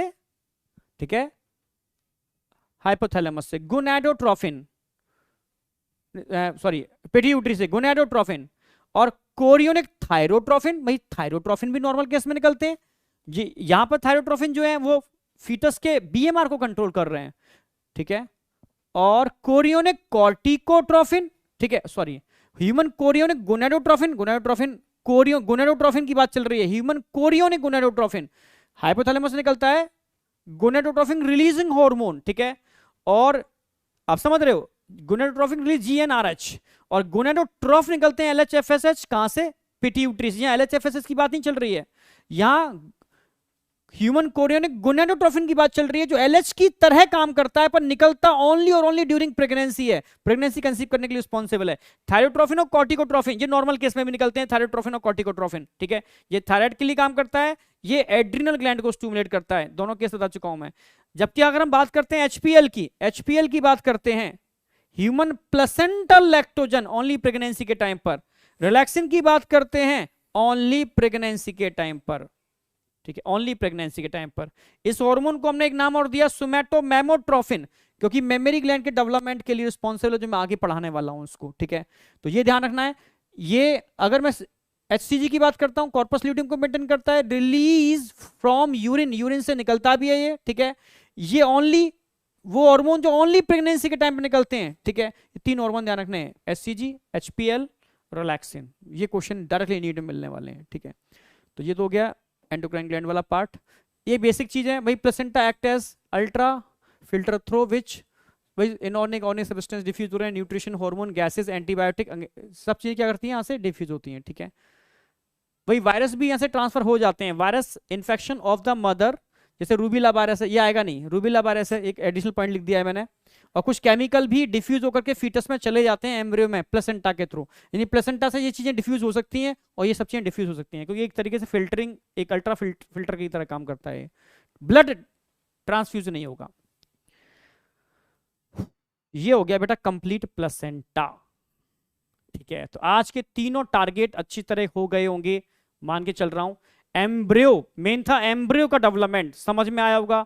एक एक चीज को बहुत क्रिस्टल क्लियर किया है, बहुत क्रिस्टल क्लियर किया है कि कैसे कैसे बन रहा है। गैस्ट्रुलेशन का इनिशिएशन इंडिकेटर, जैसे क्वेश्चन आते हैं, जैसे क्वेश्चन डायरेक्ट लगे हुए मिले, क्वेश्चन लगाओ डट के, आप क्वेश्चन छूटे तो बताना मुझे, ठीक है। प्रिमिटिव स्ट्रीक का बनना इंडिकेटर है किसका? इंडिकेटर है किसका? गैस्ट्रुलेशन मैकेनिज्म का इंडिकेटर। अभी स्टार्ट होगी गैस्ट्रुलेशन, ठीक है। ऑब्लिटरेशन ऑफ ब्लास्टोसील इंडिकेटर है कि फिनिश हो गई, खत्म। इसके बीच में क्या हो रहा है? Morphogenetic movement of blastomere, 3 germ layer बन रही हैं बाय डिलैमिनेशन, इन्वेजिनेशन। ये तरीके होते हैं, एक लेयर के ऊपर एक लेयर बन करके या अंदर एंटर करके, इन्वेजिनेशन, इस तरीके से 3 लेयर बनती हैं। पहले हाइपोब्लास्ट रिप्लेस्ड होती है, यानी एंडोडर्म बनती है, फिर मेसोडर्म बनती है, और फिर फाइनली एक्टोडर्म बनती है। ये सीक्वेंस में इसका फॉर्मेशन होता है। क्लियर है? बिल्कुल एकदम कंसेप्चुअल समझा है। जब 3 लेयर बन जाती हैं तो 3 लेयर अंदर एबनेटिक फ्लूइड में मुड़ना स्टार्ट होती हैं और अंदर जाकर के एक एम्ब्रियो का निर्माण करती हैं। और योग सैक 2 पार्ट में डिवाइड हो जाता है, एक एलेंटॉइस, एक योग सैक। एलेंटॉइस मानो एक चैम्बर है जिसके अंदर फीटस का जो गंदगी है, समझ रहे हो, उसका यूरिनरी ब्लैडर बोल सकते हो, वो खट्टा होता है। योग सैक में खाना, पर हमारे केस में एलसथलैक होता है, खाना नहीं होता, ठीक है। हम तो खाना डायरेक्टली मदर के ब्लड से लेते हैं। क्लियर है? बिल्कुल एमनियोटिक फ्लूइड जिसमें बेबी फ्लोट करता है, शॉक एब्जॉर्बिंग का काम करता है, और कोरियन जो प्लेसेंटा बनाती है। फिनिश, ये हो गया कंप्लीट एम्ब्रियोनिक डेवलपमेंट। इम्प्लांटेशन तो सिंपल था ही, एम्ब्रियोनिक डेवलपमेंट हो गया। और प्लेसेंटा, प्लेसेंटा तो मैंने बता दिया, एक एंडोक्राइन ग्लैंड की तरह काम कर रहा है, अल्ट्रा फिल्टर की तरह भी काम कर रहा है। तो ये सारे क्वेश्चन सॉल्व हो जाएंगे, कुछ नहीं बचने वाला आपका, ठीक है। अब बचा हुआ क्या है, जरा सा छोटे छोटे टॉपिक्स बचे हुए हैं जो मुश्किल से एक घंटा ही मानो, 1 घंटे का ही टॉपिक बचा हुआ है। अब बताना क्या है, एक तो गैस्ट्रेशन पढ़ाऊंगा आपको मैं, सॉरी जेस्ट्रेशन, गैस्ट्रेशन हो गया, एक जस्ट्रेशन, ठीक है, 9 मंथ का पीरियड, फिर कराऊंगा पार्चुरेशन और एक लैक्टेशन। 3 मैकेनिज्म बची हुई हैं, तो यहां तक अच्छे से कवर कर लो। अगली क्लास में तीनों मैकेनिज्म कराता हूं और एकदम चैप्टर को कंसेप्चुअल आपके ब्रेन में सेट, ठीक है। उसके को बचता ही नहीं यार, इससे बेहतर, मतलब पूरा एफर्ट लगा दिया, कंटेंट पूरा दिया है, और दिया ही नहीं है खाली, आपके ब्रेन में सेट कराने के लिए पूरी दम लगा दी है। अब कितना आपने, समझ रहे हो, गेन किया नहीं किया, यहाँ पे डिपेंड करता है, आपकी सिंसियरिटी पे डिपेंड करता है, ठीक है। अपनी तरफ से 100% दिया है बेटा मैंने, ठीक है। Thank you, all the best, मिलते हैं ब्रेक के बाद, बाय बेटा।